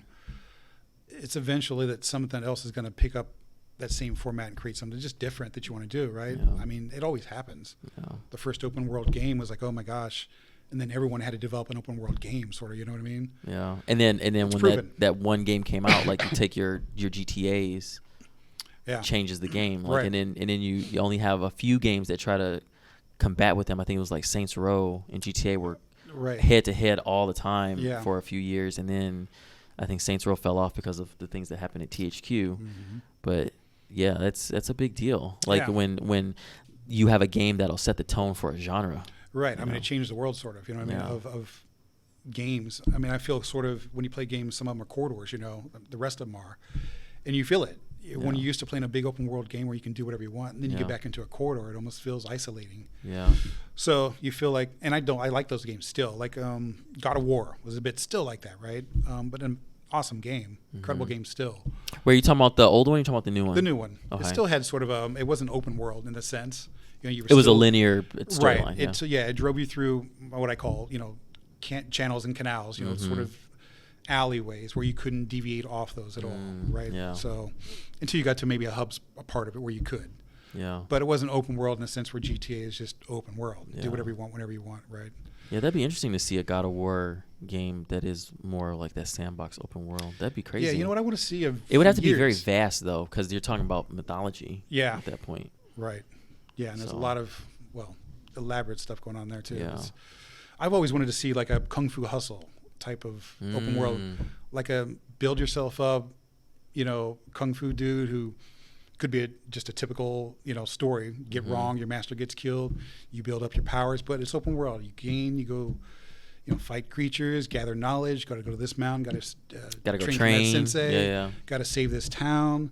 And like Kung Fu Hustle's got some wacky stuff in it too. You know what I mean? Just seems like it'd be fun. I've never seen anybody explore that. Yeah. In a funner sort of vein. You know what I mean? That's true. That'd be cool. You should figure out what we haven't seen yet. We've seen westerns. Yeah. We've seen a lot of cyberpunk, but we haven't seen. Yeah, I think the westerns though, there's a huge market for that. I played Red Dead. I played the first one and the second one. The second one I did not finish. I couldn't finish it. You didn't find it as involving? I had a lot of problems with network issues, and I think they knew that too. But the first one, I was all about it, man. I completed that game. You're talking about online then, like multiplayer? Multiplayer, yeah. Okay. I played the story in the first one. I played the story as John Marston. I played the first one completely through. Amazing. It was amazing. I agree. And then I did the online stuff. I loved playing that. The second one, I started playing through the storyline, and I think I got to the mountain part where you're these huge timber wolves or these wolves you got to fight. Yeah. And they almost kill you every time. They're all over the game, actually. Right? And I kind of stopped, and I was like, I think I get where this is going. I want to play multiplayer because I want to play against people. And then when I got in, it was not like they had problems. The first one. I know. I did the same thing. I actually played through the entire full story mode of the game, and then I played the online mode because actually it just came out about the time I finished. That's right. It did not come. It didn't launch. It came out late, right? So, and I did tinker with it at first, and I really didn't spend more than probably a week in it. Wow. And I haven't gone back. And even though I've heard they've updated and made it a little bit better, and I kind of liked the experience at first. I mean, it was cool, but I was just sort of getting. And I was just sort of Red Deaded out. I was like, I need a break now. You know what I mean? I need a different genre to play for a while. Yeah, I need to same here. do something different. Yeah, I got to the point where when I left the Timberwolf area in the mountains, I started feeling like, hey, none of this is gonna matter because you're playing this solo. Let's get online. Let's level up. You're all about let's online, huh? Well, it was one of those things where like I was interested to see where they were going to take it, and I even got the game late because I found out they didn't have online with it. So I didn't even get it day one. I got it later because I knew how much fun I had with the first game online. Right. I was like, yes, I need this right now in my life.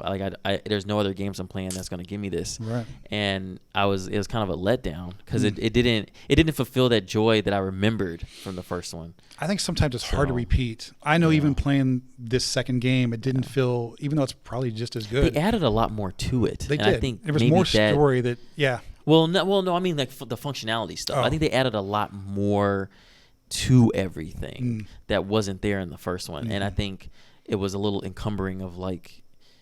It wasn't bad to have, but I think everything wasn't fleshed out or explored to its fullest potential. Right. Because they had so much they were trying to put in it. Yeah, I know. I never did upgrade my camp very much, which is a lot of hunting and things like that. That was a waste. Right. Which is basically months on that. Right. Which is getting different items. I always do that in games. I pick and choose some things I just don't bother collecting, mostly because of time. I mean, right? Yeah. I want to see the game, but I don't want to spend, weeks in it, right? Yeah. So I want to get through the story. I want to see the beautiful parts of it all. I want to get as much of the story as I can, but certain part I got to give up on collecting trophies, right? Yeah, they lost me on I think it was in the multiplayer. They lost me on when they told me, "Hey, here's a camera. Go take photos." And I was what? I was like, I'm not doing that. That's not why I'm playing this game. I'm not finna go take no photos of no birds and come back and wondering what they were trying to do with their online, because it failed at first, and then I think they tried to revamp some things, and I don't even know what really happened. But you would think with GTA it was going to be successful, like they knew what they were doing. Yeah, but I think they still made their money because they got people to buy it. Sure. But I think the thing with GTA Online, they hit it right out the park. They knew what they were doing. Well, in GTA 4, they tried to do online mode. It didn't work that well. Like, I don't think it didn't gel like it did in GTA 5. Right. In GTA 5, they kind of had everything kind of rebuilt in the engine. They had everything was a lot higher poly. The character story arcs, it seems like they had a really good system in how they can lay out stories and not have it be as linear. Right. And I think when they were like, let's roll this out to online play, it worked out well. And like people are still playing that now, which is crazy. Yeah, they're still giving out content. Yeah, they're still making new content, and they're keeping it alive. Where, normally you got to wait 5 years to get GTA 6, and it's like this GTA Online has been a nice gap filler for a lot of people with these new side missions and stuff. Where they can work on 6 as long as they want. Right. It'll They come don't out need with to PlayStation 5. You know, exactly. They don't need to rush it out because they still have captured people's attention, which is important. Unlike Still what making Red money. Dead did, because I thought Red Dead would have pulled people away to play their online and play all their stuff, and you know, it didn't come across. I don't know. As a gamer, instead of looking at it as like a person in the industry, as a gamer, I look at it as like, they should have focused on what made online successful in the first one, got that as a base completely, and then slowly added or were more picky about what they added to make the experience better. Not so much you can do all these things, because you know they'll spend months on trying to get these new designed in these new features that, like you said, I didn't do anything on my cares camp. about, right? Oh, you're telling me I got to spend money on upgrading a campsite, and but I need to spend money on other things and like feeding my horse and like doing the stables. Why am I going to waste my money on a campsite? I'm never really there. I don't even go there. You know, so it's like one of those things where it's weird. Some hunting was tied to setting the camp up with items that like carpets and furs. And things. Nobody was. And then that made the people more happy to be there. It was all tied together, but it was just it was too much. It was too much. Yeah, and I get to that point where sometimes there is too much in a game to do. And you want it to be a little bit more pulled back. You know. They walked right up to the line, maybe a little over. Yeah, I think people would have got a better experience out of it if they would have kept it. I don't know if you know what Rust is, but they would have done better if they would have said anywhere in the world, because it's such a huge, vast world, you can start a campfire. From that campfire, you can go collect resources or get some pelts and make a blanket or make whatever, and then you're there, or make like a little tent and you're there, as opposed to having this dedicated spot on the map that's only for you. It's weird. It didn't make any sense. Like if I want to go up into the mountains, I can't even live up there. I got to ride all the way back down or fast travel all the way back down to here. Why? Right. Let me go into one of those cabins that's up there that you play through during the missions. Yeah. I can open the door. Let me go in a cabin. Let me start a fire. Let me, barricade the door. Right. And then let me sleep there for the night. Or let me use that as my little base of operations where I can pick up and go, put all my stuff back on my horse, and I'm going to go somewhere else. And now I want to fight lions or something, Right. I think they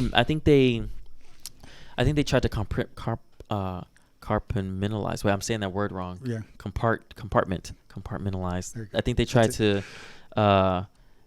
do that too much. Yeah. And they missed out on what actually brought gamers joy. I know you could camp. You could set up camps, but they had to be in an open area, and they were not everywhere. Or if there was an animal nearby, it wouldn't allow you. If there was people nearby, it wouldn't That's allow for you. your main one. Yeah.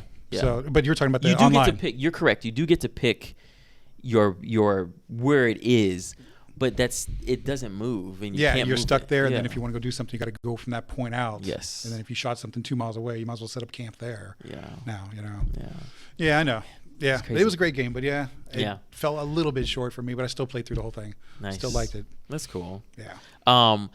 Was there anything else that you wanted to talk about or go over? Do you want to? What is your website?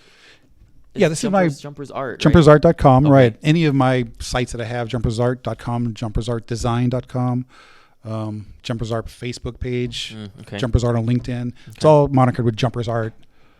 This was a quick, I guess, to show you how it works. So you got a little sketch. Oh, that's cool. And then Can I you just zoom into that? Yeah. Is that up here? Hit the wrong button. Sorry for my angle just glaring. I can't. Oh, here, let me see. Let's go back to this one twice. 1, 2. I don't think it. Okay. So I think zooming in will be like if you do like roll the mouse wheel in. Got it. No, it's not gonna do it. It's not gonna do it. It's not gonna do it. What have we done? All right, there we go. I think that's all right. There should be a window over here where you can make it larger. Do it again. Okay. Okay. Anyway. But to talk about it though, I think that's awesome. So yeah, I start out with you can see a little sketch, and just really on top of that little sketch, I'll start throwing in my photographs, and then merge them together. And that's for just a 4 little scene, but it's pretty simple. I mean, not simple, but you'll find. It looks like you'll find what you're looking for right here. I'm saying right here, but let me use the mouse.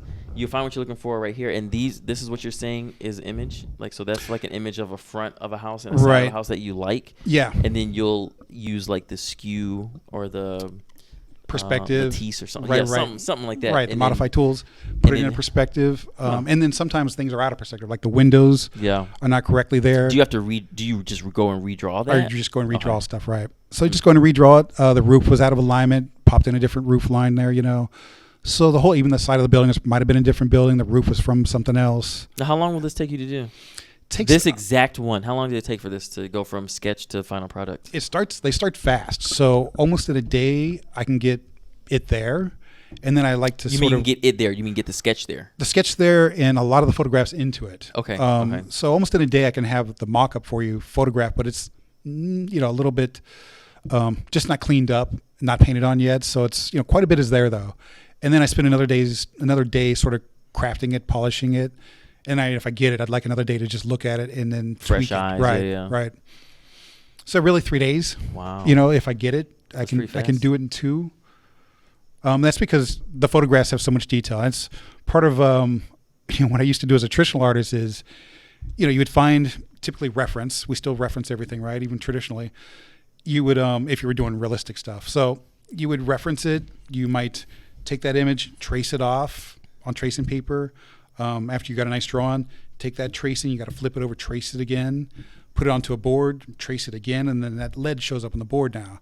So you've already drawn this thing 3 times, and now you got it on the board. And then when you paint it, you're staring at the photograph the whole time, trying to mimic it. So I was like, why, if I'm going to do something similar to that in Photoshop, it alleviates a lot of that problem, right? Why take out the photograph and then try to repaint that photograph to be as tight as that photograph? Just use the photograph, right? Just use the photograph, but try to make the photograph look a little fresher. You know what I mean?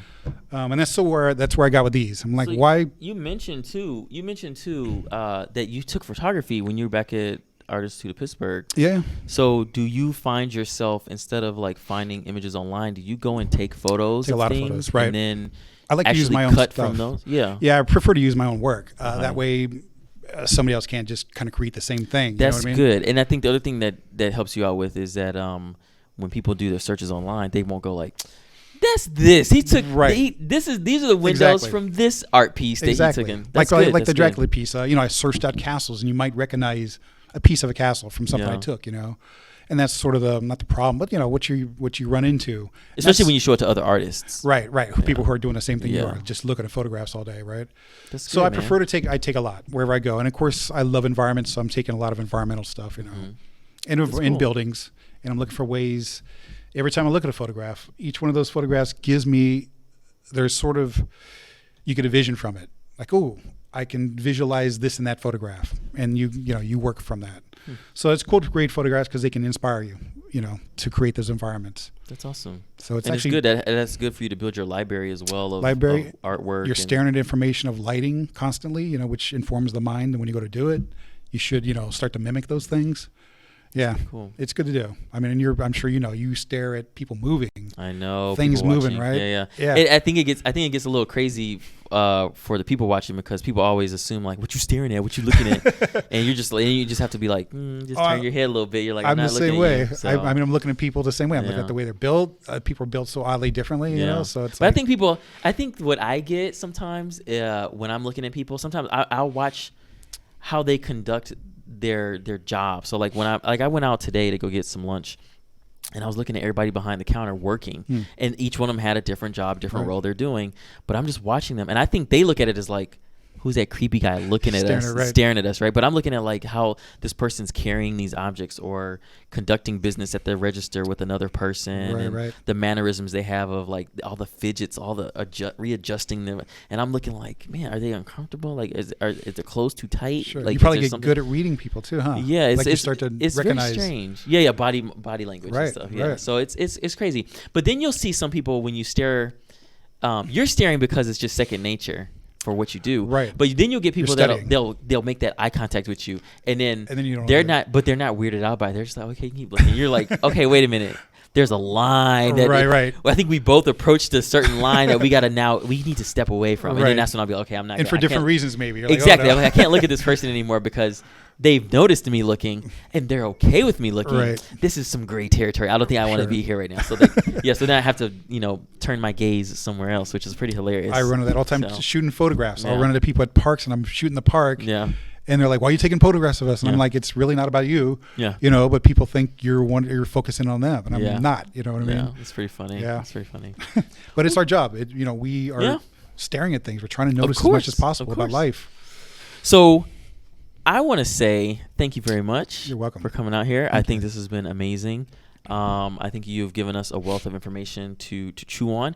And for people looking to get into industry, looking to get into concept art, or people who even have an illustration background, these are some of the things that you've experienced that I think you have been able to help guide them to make certain decisions or to do certain things to get where they want to be. And so, man, this is pretty awesome. I really do appreciate you taking the time. I really appreciate you having me. It's fun. That's awesome. Thank you. Awesome.